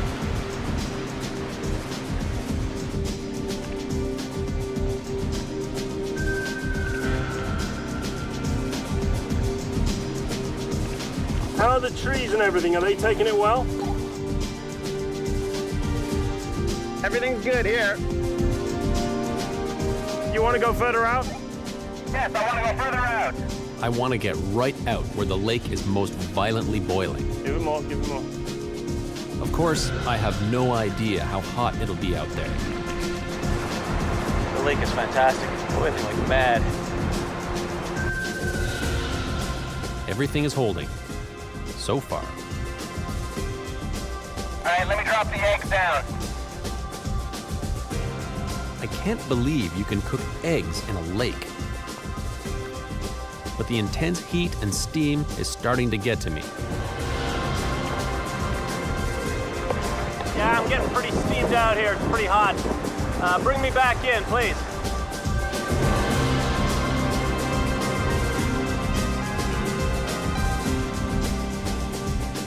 The crew starts to pull me in, but by the halfway point, the ropes begin to sag and vibrate.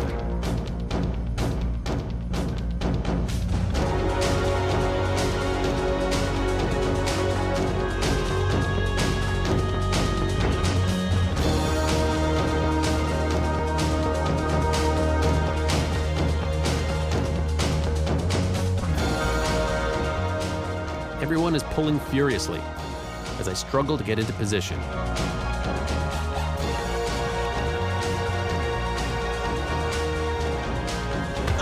I stumble at the last minute on the treacherous terrain.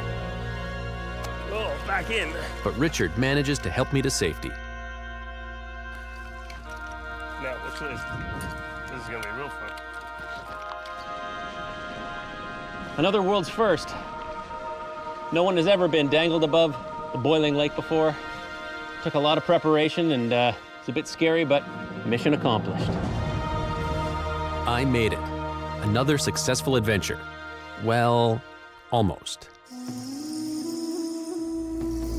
Although I survived the jungle and the scalding water of the boiling lake, I could not escape this little guy. My adventure ended with 2 awful weeks of dengue fever.